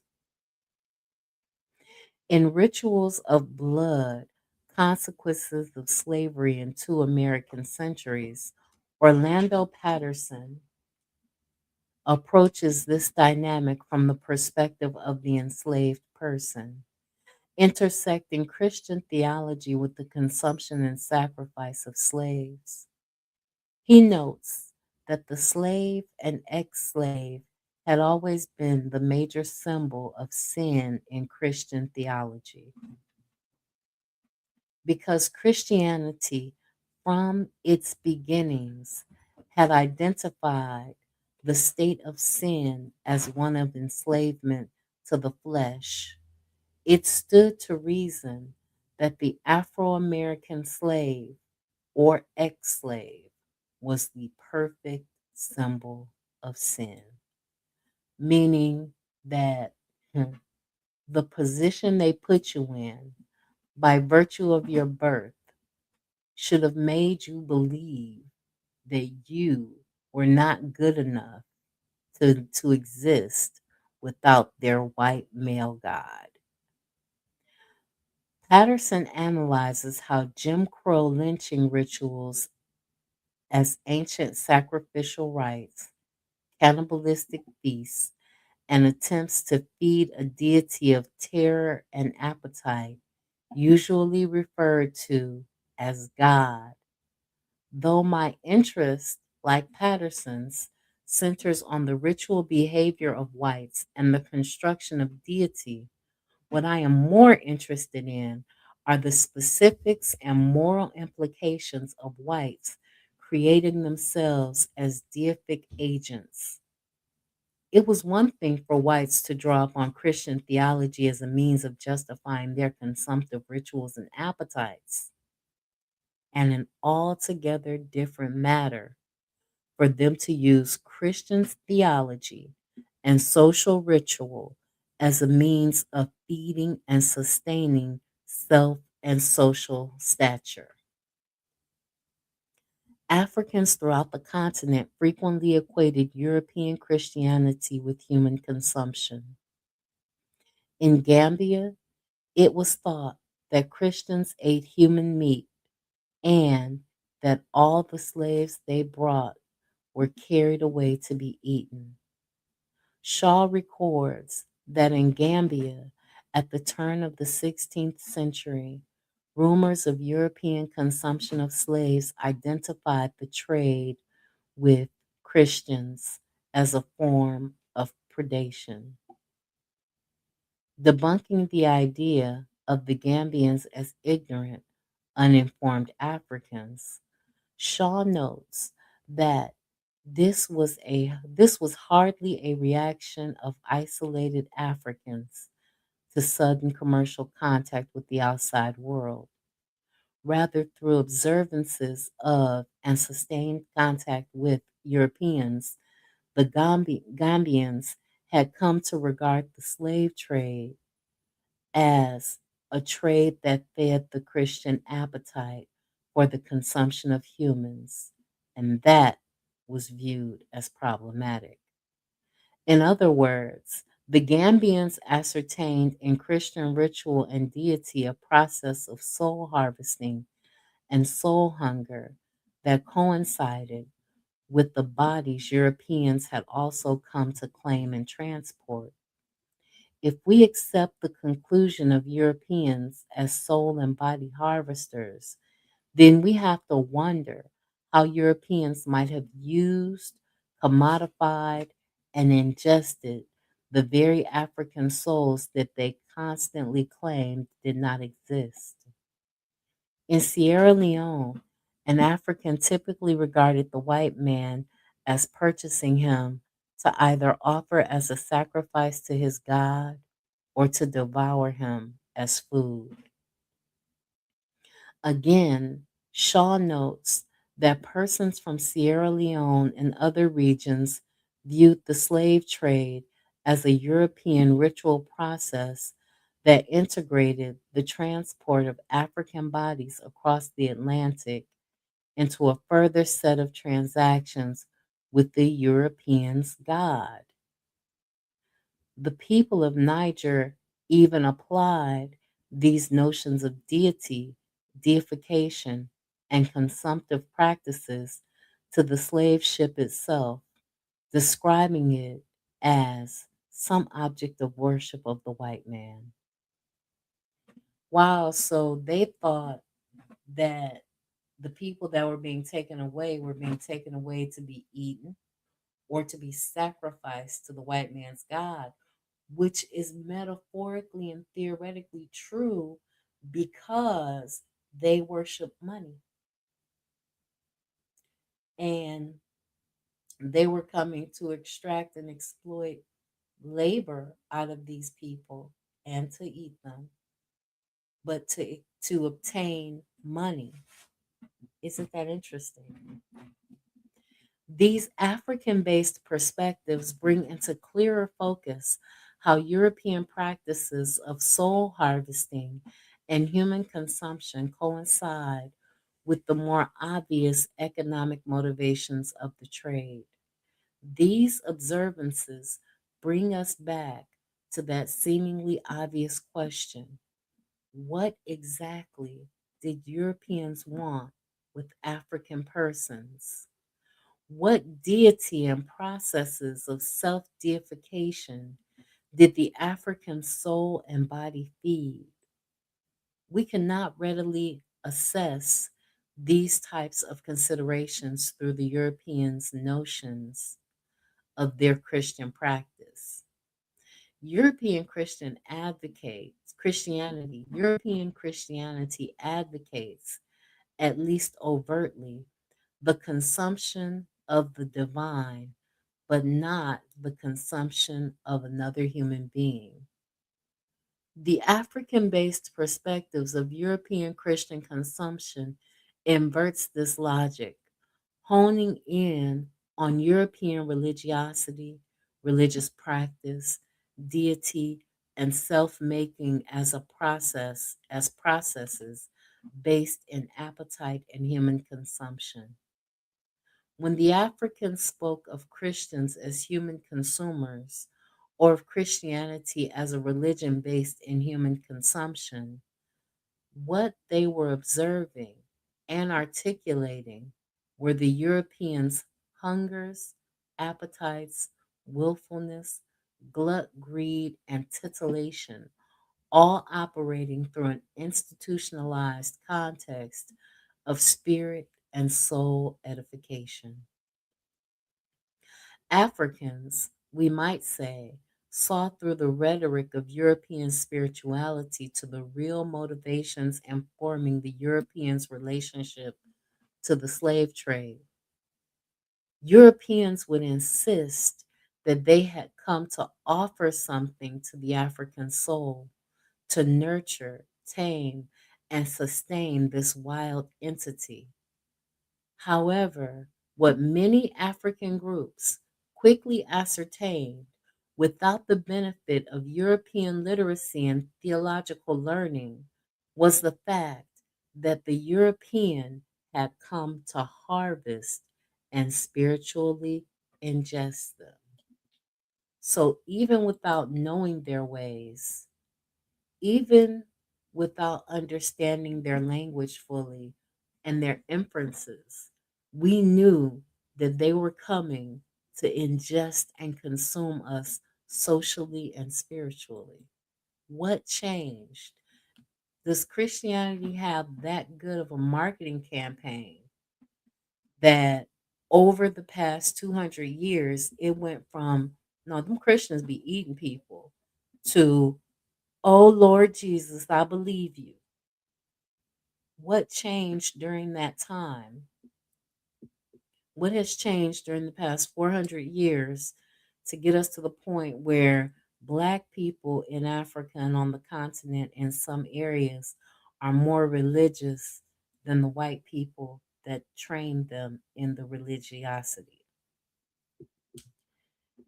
In presenting us with masters who buried their slaves alive and commanded their slaves to pray and to deify their persons, Aquino provides a glimpse into a Christian world that belied the Europeans' pristine notions of religiosity and the saving of the savage African other. Aquino, like so many of his peers and ex slaves who would later pen their own narratives, attempted to describe and convey the reality of institutionalized consumption. He attempted to convey the extent to which European self delusion and cultivated appetite for the African had thoroughly transformed institutions such as Christianity, the law, literacy, and even philosophy. In the section on the new type of slavery, Aquino makes reference to Mr. Drummond, a Caribbean slave owner who owned over 41,000 slaves. Drummond, with little forethought, would cut off a man's leg for running away. Aquino asks this Drummond if the man had died in the operation, how he, as a Christian, could answer for the horrid act before God. Drummond replied that answering was a thing of another world. What he thought and policy. What he thought and did were policy. Even in the context of heinous abuse, Drummond invokes the lofty theological tenets of Christianity, a heavenly realm disconnected from the material world. The notion of a delayed moral accountability and a sense of deity removed from the immediate day to day actions of men's lives. In bringing up the topic of Christianity, Aquino encourages the reader to ponder the interconnections between Christian theological practice and Christian masters such as this, whom he frequently describes as human butchers, flesh takers, and death dealers. In deflecting the conversation onto the afterlife and a deity located elsewhere, Drummond evades the issue of his own self deification and the larger question of exactly what type of deity his gluttonous flesh, flesh harvesting actions fed. Aquino, for his part, resists at the same time that he reifies the common slave's institutionalized consumption. It is impossible to divorce Aquino, whose narrative authority and spiritual validation derive from the deification of white males, from a plantation consumption scenes he relates. What saves Aquino from the fate of the common slave is his acknowledged difference. One master, he relates, said, he did not mean to treat me as a common slave. I told him I knew something of seamanship and could shave and dress hair pretty well. and I could refine wines, which I had learned shipboard, where I had often done it. By this point in the narrative, after his introduction to the new, more brutal form of slavery, Aquino understands well that only his usefulness and closer social proximity to affluent whites saves him from consumptive from the consumptive fate of the common slave. So this is something that permeates our consciousness to this day. That proximity to whiteness we think will save us, not recognizing that they despise us and they hate us. But we think that if we're close to white people, if we talk white enough, or oh my gosh, if we live near them, if we send our children to their schools, they will accept us. That's not the reality. That's not true. That's not what happens. They still want to consume us. That Aquino understands well that only his usefulness and closer proximity to affluent whites saves him from the consumptive fate of the common slave. You think that your usefulness and closer social proximity to affluent whites, not just any whites, but affluent ones, will save you from the fate of the common Negro person that gets gunned down by the police, but all they see is black, who gets taken to jail on false charges, but all they see is black, right? So Aquino did not have the consciousness to know that all they see is black, because during his time, they did see us as different in some respects. Wow. Probably a combination of terror, rhetorical maneuvering, and a general aesthetic appreciation of Europeans causes him to say, I no longer looked upon them as spirits, but as men superior to us, and therefore I had the stronger desire to resemble them, to imbibe their spirit and imitate their manners. This seemingly casual statement, strategically placed in the text, signals Aquino's transition from heathen, childish African to civilized Anglo African adult.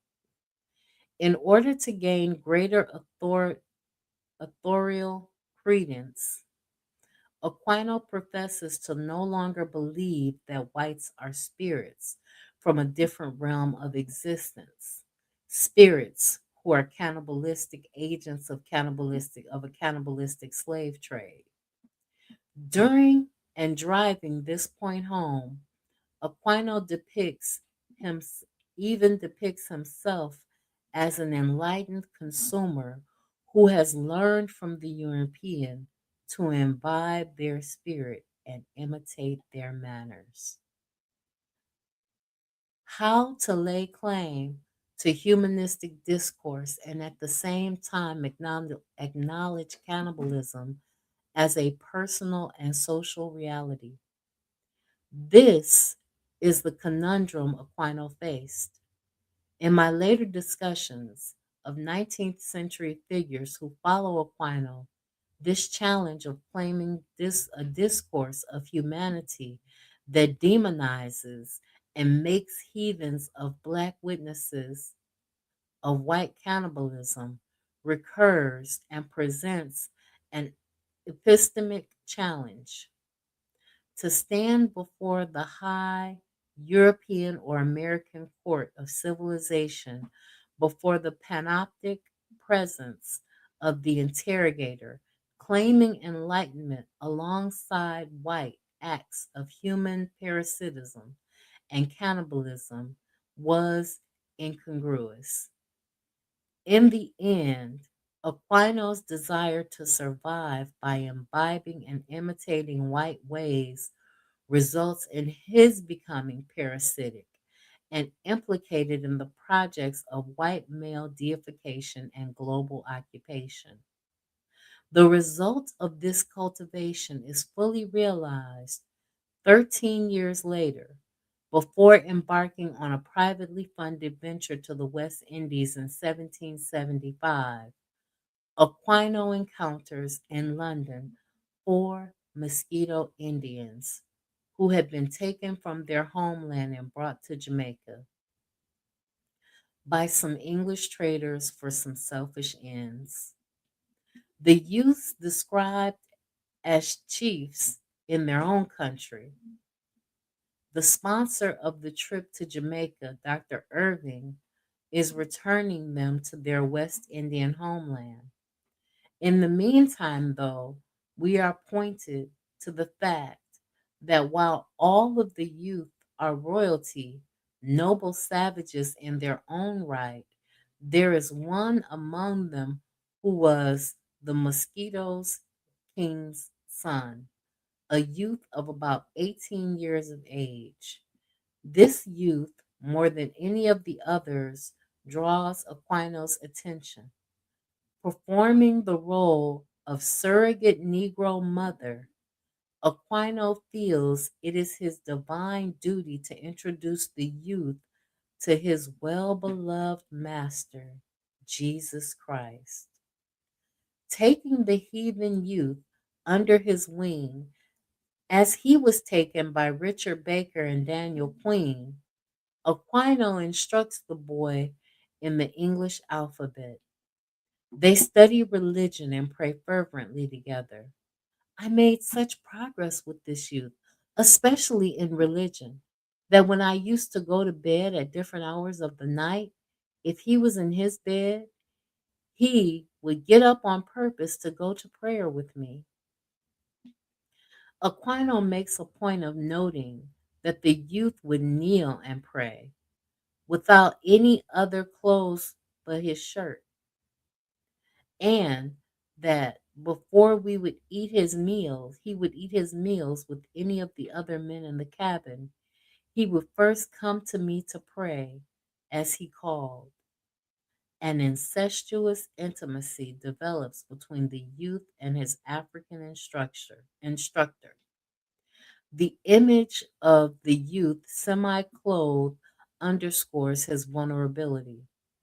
All erotic availability to Aquino and to Aquino's well beloved master, Jesus Christ. His nakedness implies an infantile trusting state. He presents himself to Jesus Christ as an innocent, powerless child would present himself to an all powerful, nurturing father. In this case, though, the father is a slave master, an instrument of English imperialism and martial might. Aquino, an effeminate subject, is a natural counterpart to the father. He nurtures the youth in his stead. This undercurrent of violence and captivity in the context of Christian conversion is poignantly conveyed in an intersection between Aquino and the youth. Fascinated with Aquino's copy of John Fox's Martyrology, the youth asks him numerous questions about the papal cruelties he saw depicted there. Such poignant questions are punctuated by the fact that the native youths have been taken through trickery or lies, it's not clear which, from their native land. By this time in history, the English and other European groups had thoroughly occupied and colonized the Caribbean islands, and long before they had imported Africans to work cane, tobacco, and rice plantations, they had decimated Native American populations. These groups had been systematically hunted and murdered in a style and heinous manner that often paralleled papal cruelties. In 1387, the Pope sent inquisitors into Waldensian valleys of northern Italy. Inquisitor Borelli had 150 citizens, including women and children, burned alive in Grenoble. In the same region, In 1400, citizens were chased from their homes in the dead of night by inquisitors on Christmas Eve. The following morning, strewn across the snow packed hills, more than 50 children were found, frozen to death in their mother's arms. Aquino explains away such necessary cruelties in order to make such progress with this youth, especially in religion. When the young Aquino had been baptized in 1759 in a Westminster church, the presiding clergyman had given him a book titled A Guide to the Indians. European missionaries used this text, written by the bishop of the Diocese of Sodar of Man, to assimilate Native Americans into the Christian faith and to justify genocidal actions taken toward Native groups that did not conform and assimilate. This interchange between Aquino and the Mosquito youth marks a pivotal moment for Aquino. At this crucial juncture, the roles are completely reversed. Where Aquino was once a self described superstitious infantile African, he paints himself at this point in his narrative as an enlightened, gentlemanly Anglo African. He describes the youth as a poor heathen and his tribesmen as emissaries of Satan. And that's another problem because what we don't understand, Christianity teaches us to demonize. Without any understanding, we are taught to demonize it. Aquino steps earnestly into the role of social pariah. He is not a fully endowed white British man. However, he is the European's chosen love, helpmate, and co creator in the kingdom of European civilization. He serves as a middleman within this particular economy of Christian cannibalism. Mosquito, the Mosquito youth ultimately rejects Aquino's advances. With the support of his clansmen, who tease him and inquire if the black missionary has converted him to Christianity, the youth sees through Aquino, through the hypocrisy and irony of the moment. How it comes, inquires the youth, that all the white men on board, who can read and write and observe the sun and know all things, yet swear, lie, and get drunk, only excepting yourself. So, how is it that they can do all of these heinous things, but you're the one that's upholding this Christian ideology? His question, insufficiently answered, the youth stays to himself for the duration of his journey back to his homeland, and Aquino never sees or speaks of him again in the narrative following his return. The slave trade as soul trade. We're almost done. Thank you guys for hanging out with me. We only have a few more pages to go. Within the closed circuit of Aquino's Anglo African logic, so this black man that associated himself more with his white masters than he did with other Africans, it is difficult to get at how it might have been possible for the European to consume the African soul, or for that matter, to get a systematized understanding of the esoteric purposes to which the energy of a consumed body and soul might have been applied. 19th century American whites, whom I discuss at length in the next chapter, also attempted to apprehend the implications of Christian cannibalism, but found such a notion a philosophical and ontological impossibility. Aquino comes from a world in which man eaters and witchcraft are components of a complex science of human behavior and moral interaction. Just as Enlightenment discourses policed and ensured moral behavior and a civilized populace, African witchcraft belief often maintained the moral and individual center of a society. In, in actuality, witches or cannibals were not literal flesh eaters. They were individuals who drew off of the human life force, causing their victims to weaken physically, become ill, and sometimes die. Anthropologist Wyatt McGaffey recorded this millennium old belief in Central Africa.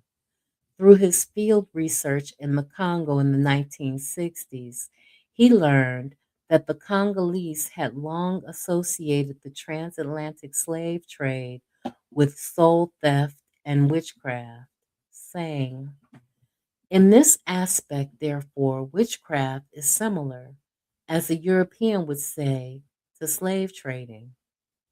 It is not clear, however, that Bakongo make any distinction between the two. Repeated contemporary references to 19th century trade, the slaves in particular, show it is regarded as a trade in souls. Some of the techniques used are identical. Informants recall and written sources confirm that slave catchers used to leave food so that hapless travelers, finding it and picking it up, might be seized for debt and sold. Modern witches are supposed to leave money in the road for the same purposes. Mm. So they would trick them and tell them now you owe a debt and you have to go into slavery. According to Congo cosmology, the soul is luminous like a shining star. The soul is the seat of good health. When it is undisturbed, the body flourishes. The soul should be round like the sun, but witchcraft attacks may cause it to crumble at the edges, bazooka, rendering the body vulnerable.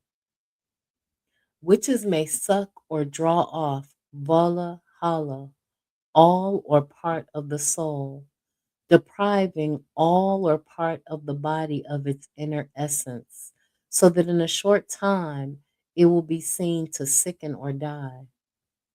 Europeans who first encountered Africans questioned the nature and existence of an African soul.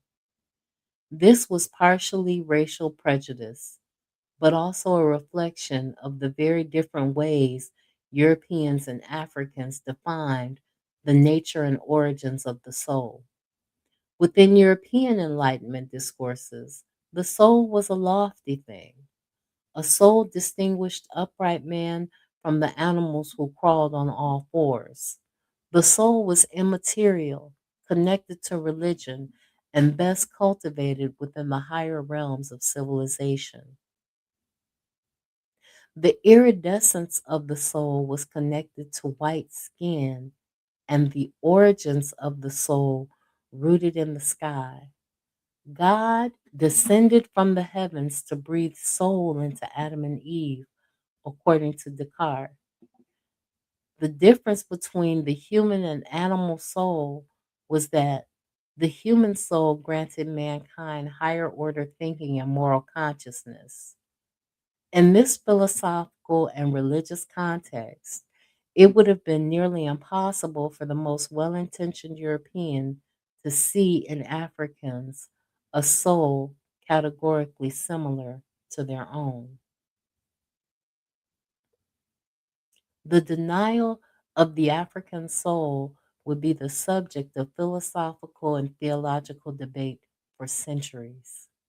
However, a large portion of this debate went to justify a simple political end: profit and gain through the enslavement of humans. Europeans, among themselves, needed ideological justification for their heinous and vile mistreatment of Africans. When Africans, such as Aquino, Cugano, and Phyllis Wheatley, among others, first argued their humanity to whites, they began always with this issue of the soul.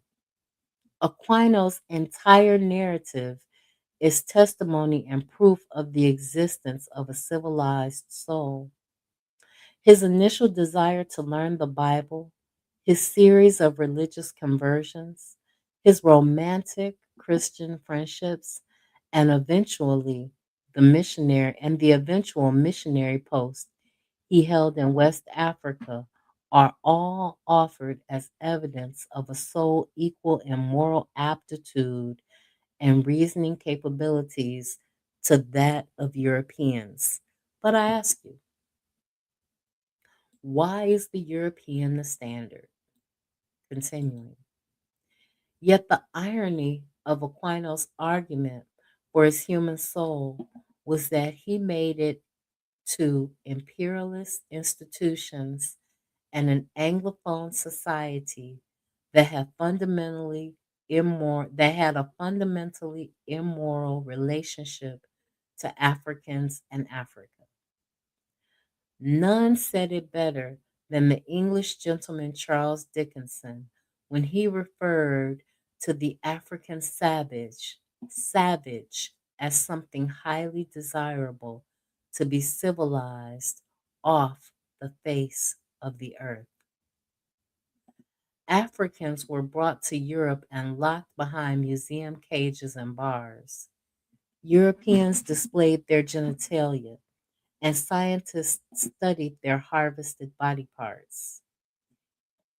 Even when the Eu- Even when the English accepted Africans into society, it was under a mandate of racial cleansing.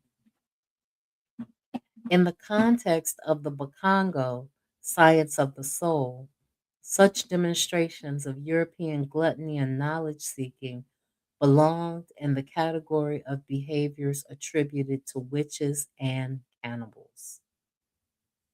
Still today, in Sierra Leone, the conviction that slaves carried away in the Atlantic trade were eaten by Europeans persists. This conviction had many strands of belief, which involved one, the European sacrificing the African to his God, two, the traded African serving as a literal food source for European slavers, and three, the slave being used as a trade commodity between cannibals or witches. And not just European foreigners were accused. In Sierra Leone, in the 18th and 19th century, it was common to find a powerful chief who had stepped out of the bounds of moral human existence, accused of being a cannibal. In such contexts, coastal Africans associated cannibalism with unhealthy social functioning. The cannibal was a person who fundamentally threatened the well being of the community. Such persons were thought to literally and symbolically consume the land. The ability to prosper and grow from the land, the people, and the very chiefdom itself, in the case of chiefs accused of cannibal behaviors.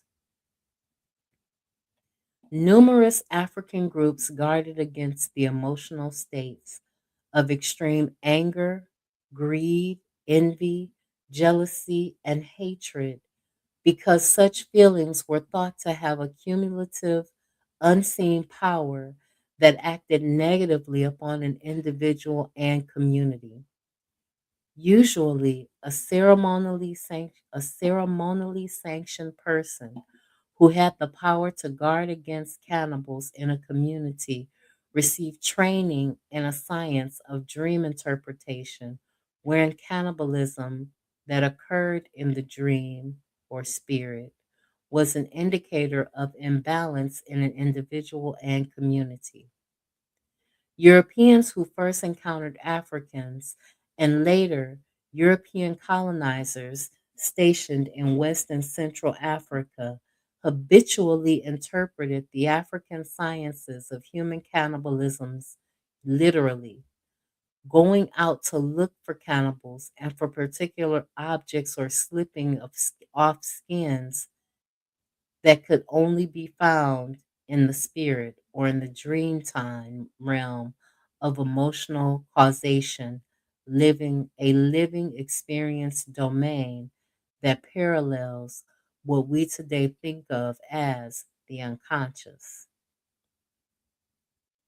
What differing African persons and groups universally recognized in Europeans whom they accused of being cannibals, was a state of greed, gluttony, appetite, jealousy, and anger that had reached dangerous, unchecked psychic and spiritual proportions. To dismiss African observances that Europeans were cannibals as myth and superstition is to miss this very valuable and poignant insight into the human capacity and moral potential implicit in most indigenous African cosmologies and esoteric sciences of human consumption.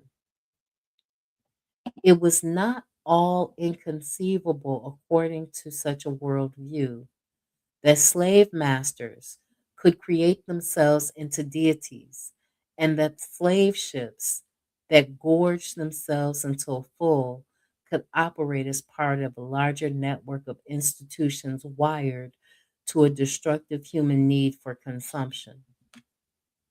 This African notion of consumption under slavery as a fundamentally moral problematic overlapped with a similar concern voiced in 19th century US religious and political spheres. In chapter 2, I analyzed 19th century US cannibalism debate, which focused on slavery as a consumptive institution that was pervading and corroding American religious, legal, philosophical, and artistic institutions. Ironically, at the same time that Africans struggled to translate their understandings of European cannibalism, so too were white and black Americans beginning to craft a collective language and ideology of human consumption under slavery. And that is the end of chapter 2. We'll be back, chapter 1. We'll be back next Tuesday with chapter 2. So, as you can see, consumption for the African was about consumption of the spirit and the soul. It was about eating away at the heart of who you were. We had rituals and practices to get rid of these bad feelings of greed, of envy, of anger, of jealousy. We had rituals to get rid of these feelings, to cleanse a person so that these things didn't pile up and eat away and erode at the soul of the African.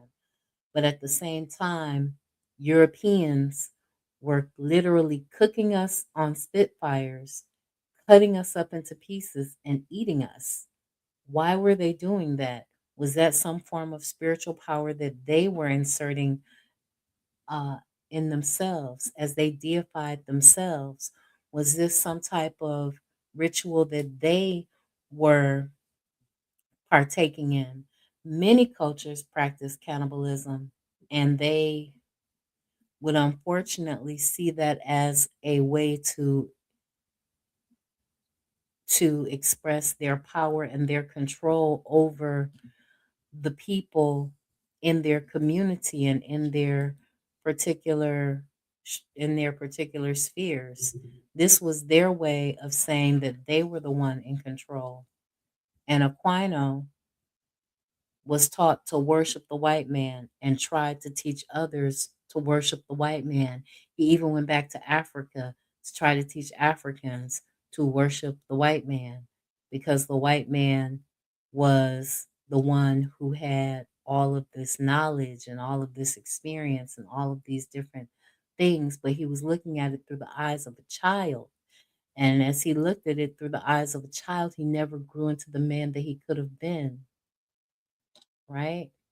He never grew into the man that he could have been without the interference, without the interference of being put under white subjugation. He looked at these white men, he looked at Richard and at Daniel as basically his friends that were teaching him different things and different aspects of white society and of Christianity. He looked at them as teachers and mentors and, as he put it, friends. He sacrificed parts of himself to make sure that they had nice things. What kind of craziness is that? So we will see what the author has to say. Mm. Greetings, Bawana Hagaziki. How are you this evening? I'm good, matron. How are you this evening? Hello? Wait, Can you hear me? okay. uh, Can you hear me now?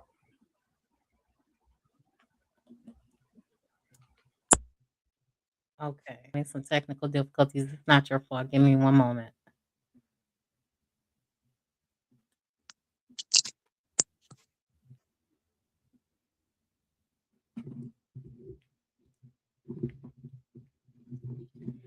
Give me one moment.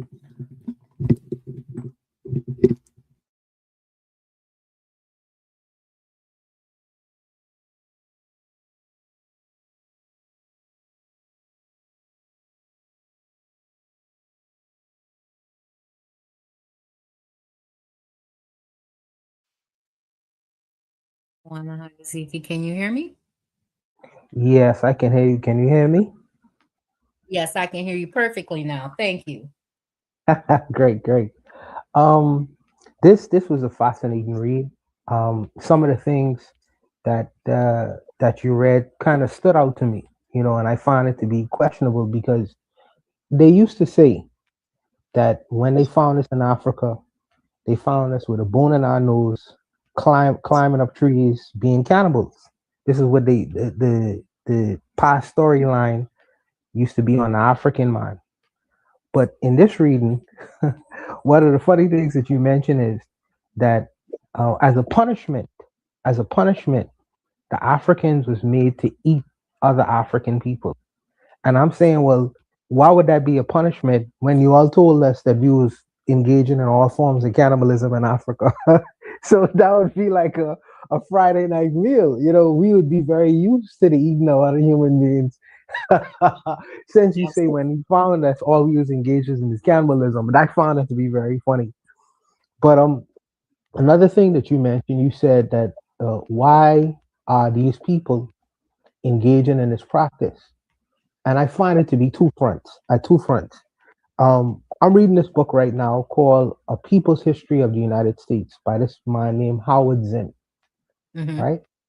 And in that book, they talk about how when the Pilgrims came to the Americas, in particular in Jamestown, Virginia, they didn't know how to farm the land, they didn't know how to use the land, and a lot of them ended up starving.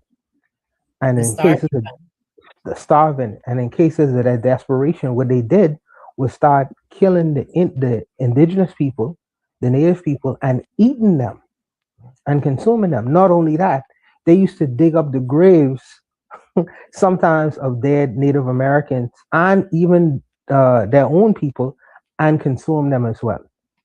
And Hmm. what they got from that, and they even used to consume their feces.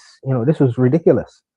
But what they got from that experience is like if you haven't eaten in a long time and you eat human beings, it's almost like eating protein. So you become energized. All of a sudden, a powerless person would get powerful now because you wasn't eating before and now you're eating something. Something. Human beings, but you're eating something. So for an ignorant person who may not understand, you know, certain things, they're gonna look at that and say, okay,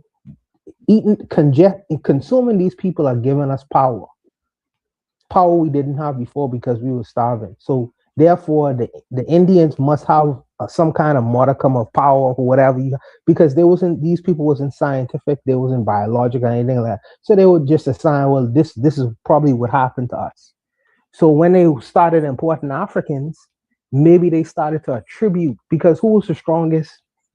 Who could work 16 hours a day on a plantation and then make babies? This man seems to be impossible. He seems to be capable beyond means, beyond my understanding. So he would look at him and say, well, if I eat him, I would be able to consume his power as well. You know what I mean? It's like they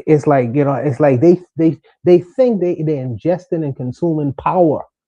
Mhm. And I think that's the attachment, or that's how they was kind of like looking at the African. I could be wrong, I could be right on that. Another thing too is, on the other side of that, is who were coming. They were Christians mainly, and if you grew up in the Christian church, they practice this thing. I learned about this thing called a Holy Eucharist or something like that, where they eat Ritualized the. cannibalism. That's what it is. You drinking the blood of Jesus and you eating his body. So it's not a big leap to jump from that interpretation to doing it physically. You know what I mean? Because when you ingest in Jesus, what are you doing? You internalizing the same life force, power, divinity, because you used the word divinity before. And it's Yeah. not a far leap in looking and noticing what the black man is doing and seeing him really, because you talk about the relationship between a young black man and his white partner or whatever. So it's not a far leap, in their observance of us, to them perceive us as divine, unique, spiritual, or what, because they've never really come across us before, really that closely. So it's not a far leap. So it's a mix of cannibalism and Christianity. But it's just crazy notions that I see and get through when I'm reading these things. When you read these things, a lot of things are kind of like circling my mind. But I see the connection between the ritualized cannibalism, the Christianity, and just observance. These people, I don't call them savages, but they perceive that in ingesting us, they would perceive this idea of power. Now, some people may attach it to spirituality or other kinds of things, but they see it as like them imbibing power. I'm gonna become like this person if I consume him. You get what I'm saying, Matron, or no? I absolutely get what you're saying because they are trained in their Christian ideology that they are ingesting and becoming Jesus Christ. So, in their attempt to imbibe and ingest us, they are becoming us and they are concentrating us within them. And they're also showing us that I can eat you and still live. And now I have taken your power. And then, with as superstitious and as spiritual as we are, we could take that to heart. Do you know what I'm saying? Like there's an aspect of us that takes that to heart. Oh, this man can eat me like I'm an animal. So I must be an animal. Or this man can eat me and take my power and my strength. And I can imagine some white person carving up this black person and saying, I'm taking your strength, I'm taking this from you, I'm taking that from you, as they are ingesting us. So, yes, I Absolutely. absolutely. Yeah, absolutely. That I think that I used to hear records. I don't know if you read it before, when they used to I guess hang the black man in the South. They used to cut his balls off and feast on it. You know what I mean? Yes, Like how they do with the bulls. Well, yes, and even it even goes deeper, because the whole set. If you even look at the sexual act, especially with the porno that you that these people put on the internet, they is well. Let me don't go there. Let me don't go there. But I'm just saying that the act alone itself, I feel like some of these people are jealous and they really want to be us. They want to recreate us, even if it's through the sexual act of procreation. It's like you see all these images of multiculturalism, where a white woman, a black man, and a black man or a white woman. I'm thinking to myself, you want to reproduce something that you feel will survive, I guess, the next centuries, in the next centuries. And who are you going to do that with? Are you going to do that with Brad? Absolutely not. Absolutely not. I think that you want to recreate yourself in Jamal, because Jamal is more capable and more likely, after having noticed that this guy his ancestors has survived all these other things. We see him as consistent, as the strongest male person on the planet. So we want to copulate with these kinds of people to reproduce ourselves, because we know we'll exist longer on this planet. I don't know, man. I'm just maybe I'm Oh, riffing right now. absolutely. I'm There's riffing. absolutely no, there's absolutely an aspect of that. That's what the movie Get Out was all about. You know what I mean? The consumption of us and the taking of our consciousness and our bodies and controlling us, and then putting us in a position where we were white on the inside and black on the outside. You know what I'm saying? So, yes, it is a matter of genetic survivability, because they realize that they can only procreate for so many generations before they need to breed out, or else they will be bred out. That's why they're having a birth dearth right now, and why the interracial children are on the rise and on the increase. And the battle is for the consciousness of that group of people, because they're either going to identify with their black side or their white side. And in this society, they have a tendency to identify with their white side. Brother Bakari talks about this all the time. And the fact that because they are trying to ascend towards the more powerful, or the seemingly more powerful group, because we live in a society where white people are dominant, but they're becoming a minority. But they're still, and they are a global minority, yet they are still dominant over so many aspects of our lives, that we look to them as the quote unquote dominant culture, as the dominant society. We look to them as the example, and we need to stop looking at them as the example, because they are only an example of the basis and most debaucherous levels of humanity that can be expressed. Absolutely. Have you ever lately seen the NBA? I don't know how old you are, Matron, but back in the 80s and the Mhm. 90s, the NBA was completely black. But it's Yeah, like the NBA is almost, and maybe I'm being racist, but it's like almost mulattoized. It's a yeah, mulattoized NBA, because all those NBA players, what did they do? What did they they do? got So away that from it. their children. I mean, it's like it's insane. It's insane to watch. But I'm very sad about that, because it's like you spit in your mother's face. You spit in your mother's face, your grandma's mother's face, your auntie's face, all the people who supported you to get to where you are. And you mean to tell me all them black women you bypass in the hood, in the Caribbean and Africa to go. To go get with you a Anyways, baby. man. Anyways, man. It's just wild. Shame. It is wild, and it is a shame. And what's crazy is that there are a lot of black men that have issues with black women, because of that.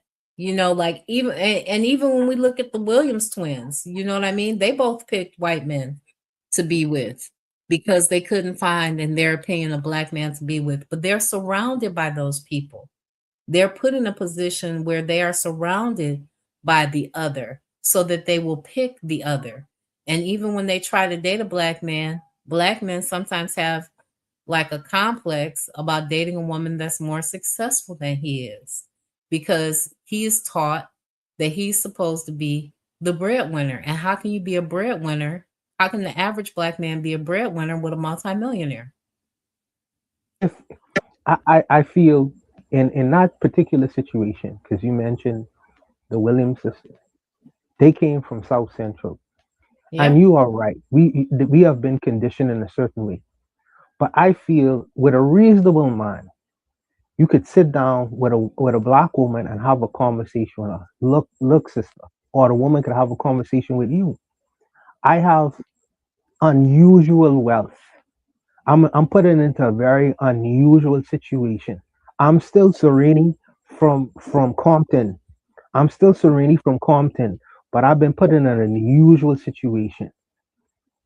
I still like you. You have my style. What she was doing, crip walking at the Super Bowl.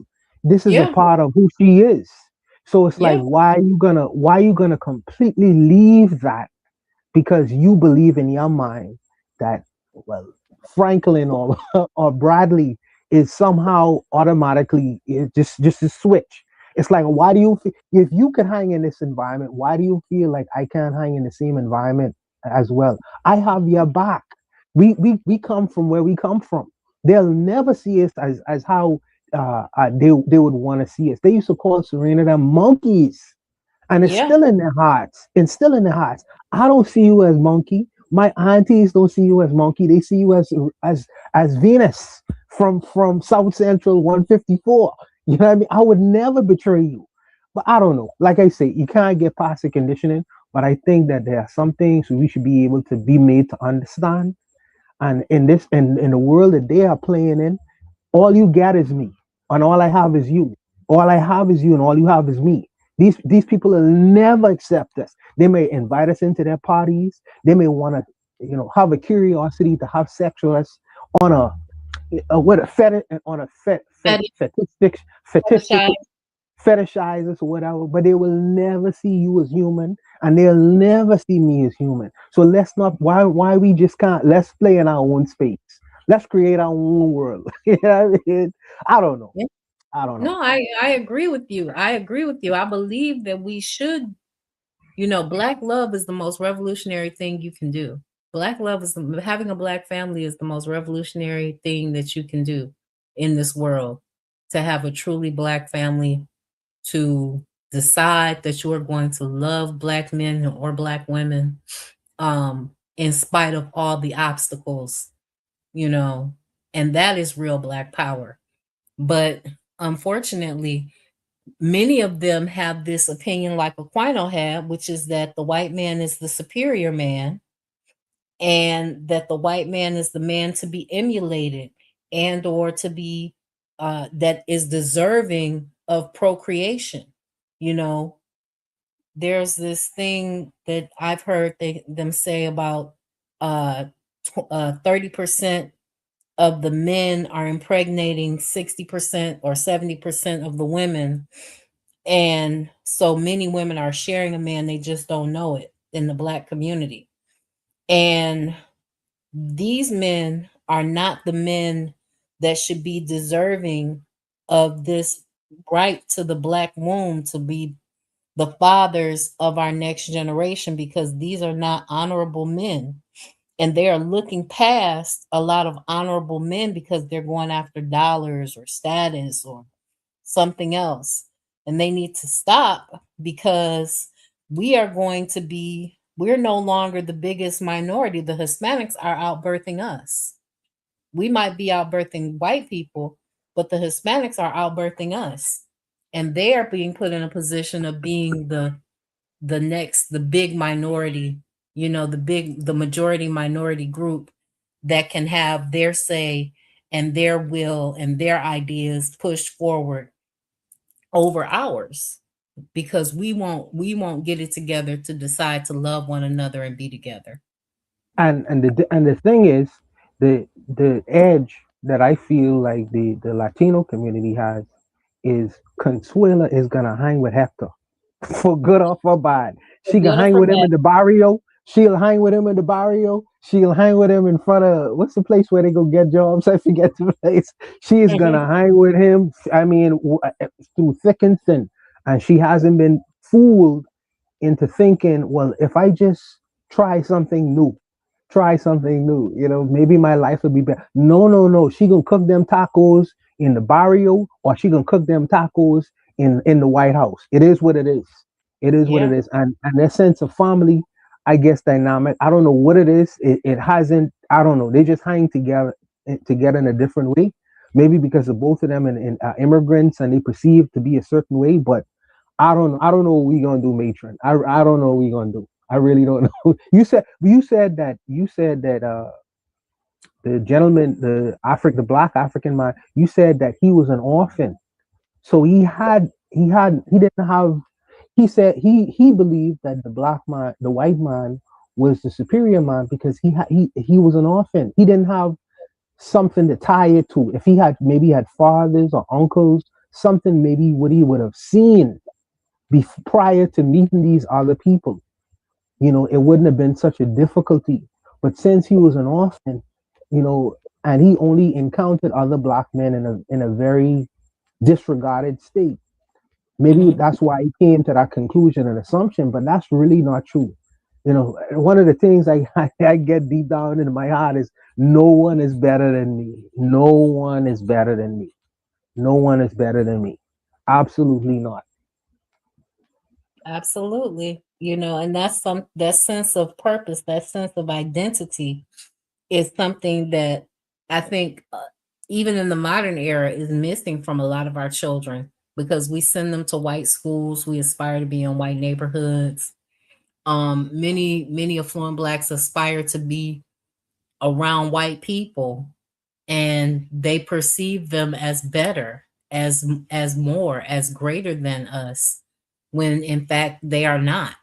And they need to have straight black pride. You know what I mean? They need to have black pride in who they are and where they come from. They need to be rooted in that so that they have an opportunity to really develop into the strong, beautiful black person that they are, to love black people and to build a strong black family. If you had those ideas in your heart, thanks to Trump and his band of miscreants, he has destroyed all of that because Yeah. he is showing that I am in the most powered, privileged position in the world. I'm a pedophile.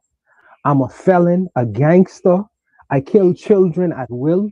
You know what I mean? I marry a bunch of different women. I do whatever the hell. I have a bunch of, I don't know baby daddies, but I have a bunch of Elon Musk. He is the baby daddy general in chief. He Yeah. has like what 15. So now the idea of being close to whiteness has been destroyed completely. So I don't know what black people are gonna hang their hat on now because that's been destroyed. If you've been watching the news or watching the state of affairs anywhere, you would be able to clearly see that these people don't have their shit together. You'd be able to clearly see that. Yeah. Yeah, absolutely. And I'm hoping that they do not look to the celebrity. They're turning their back. It looks like they're turning their back on the celebrity class, and they're looking back to the roots of where they come from. The most beautiful thing to see is black love. And I see a lot of people, you know, looking back to the relationships people had in their families and looking towards normal people for examples of black love, or looking toward even fictionalized views of black love like the Cosby Show and different things like that. And even as they try to rebuild and recreate this image of the black family, the black man, the black woman, the black child, putting them in the proper perspective so that these people will have an opportunity to build something new is really where our focus should be. And we should also focus on propagandizing what it is to have black love, because we don't have very many modern day examples of black love. Many of us came from homes where if we had two parents, they were both working jobs, and we were raised by an elder sibling who may or may not have been the most healthiest person, or we were the elder sibling trying to be an example for these younger children, not really knowing how to do that. So, as we are rebuilding this image of what it is to be black and to have black love and black pride, we need to we need to temper that with what it is to also be human and to be fully and actually human. Absolutely. And you know what? I am optimistic and I hope, not a hope, I know that we will get it together. And I know if you say from what you have seen that we are going back to the root, we are kind of walking away from celebrity culture. I think that is an excellent sign. And I think that's something to look forward to. I'm around younger people as well, and I see them. The younger people around me are becoming more conservative. It's the craziest thing in the world. They don't go out partying and drinking. Nah, nah. They trying to find stable relationships, and Yeah. I see that as a good sign as well. So I'm optimistic as to what the future will hold as well. I'm optimistic. As am I. As am I. I think that we just need to continue to be that good example for these young people and give them good advice, good, sound, solid advice, instead of, the revenge culture, which is one of the things that I was raised in. I was raised in the revenge culture, a Is that long, right? yeah, I had a whole bunch of angry black women. Even though my mother was married, she wasn't married to my biological father. She was married to my stepfather. But even though my mother was married, I had angry aunts and angry grandmas, and men ain't shit, and a whole lot of that put into my consciousness when I was younger. Like, you better do it to them before they do it to you, and if he do it to you, do it to him twice as bad, and all of the toxicity that you can imagine. And it's just like, at some point you got to realize this is not right. And what I try to give to my siblings and what I try to give to my nieces and nephews is make better choices in the beginning, because you have a way of testing this person's character and figuring out who they actually are. You need to be with a person for a set of seasons before you can actually say that this is your person. You know, date with intent, but when you're dating, you are not supposed to be sexually active. You're supposed to be dating them, interviewing them. Dating, You're dating, yes, supposed to be yes. dating. Not fucking, dating. Um, let me ask you a question. Let me ask you a question. Did you ever ask, and maybe they would take it as an offense, but did you ever ask your aunties them who had this negative view? Why, auntie? Why didn't y'all make better choices? I Did you did ever ask ask them? I Okay, did ask them that. And they always reflect back to the fact that it was economic opportunity or social status that they were going after. So they would take a man that hit them or cheated on them or different things like that, and they would cheat back, but he was a good provider or he had a good plant job. Like, I'm in Metro Detroit, so everybody worked, had working at the plant General Motors. Yeah, yeah, for yeah. right. That was the big thing. Um, and it was either economic or social status. Like, oh, he's in politics, and so he can take me places I wouldn't be able to get to. Or he's a big man at the church, and I want to be thought of, I want to get to heaven. So First those lady were status. Yeah, yeah. first lady status. Those were the three main issues that they talked about. I want to get to heaven, I want to be politically and socially connected, or I want the money that he brings in. And if they had to do it all over again, would they do it the same way? Absolutely not. Or, I or they have would do it the same way. I think that one aunt would do it the same way because she enjoys her preferred social status. But the other two, I think, would do it differently. I think that they would be more independent and find someone they could build with instead of somebody that was their economic base. Because when someone is the foundation of what you're trying to build, instead of you guys being a hand holding foundation for each other, building each other up, you have to take things that you wouldn't normally take. Do you know what I'm saying? Like, Understood. Understood. yeah, Understood. Yeah. yeah. Yeah.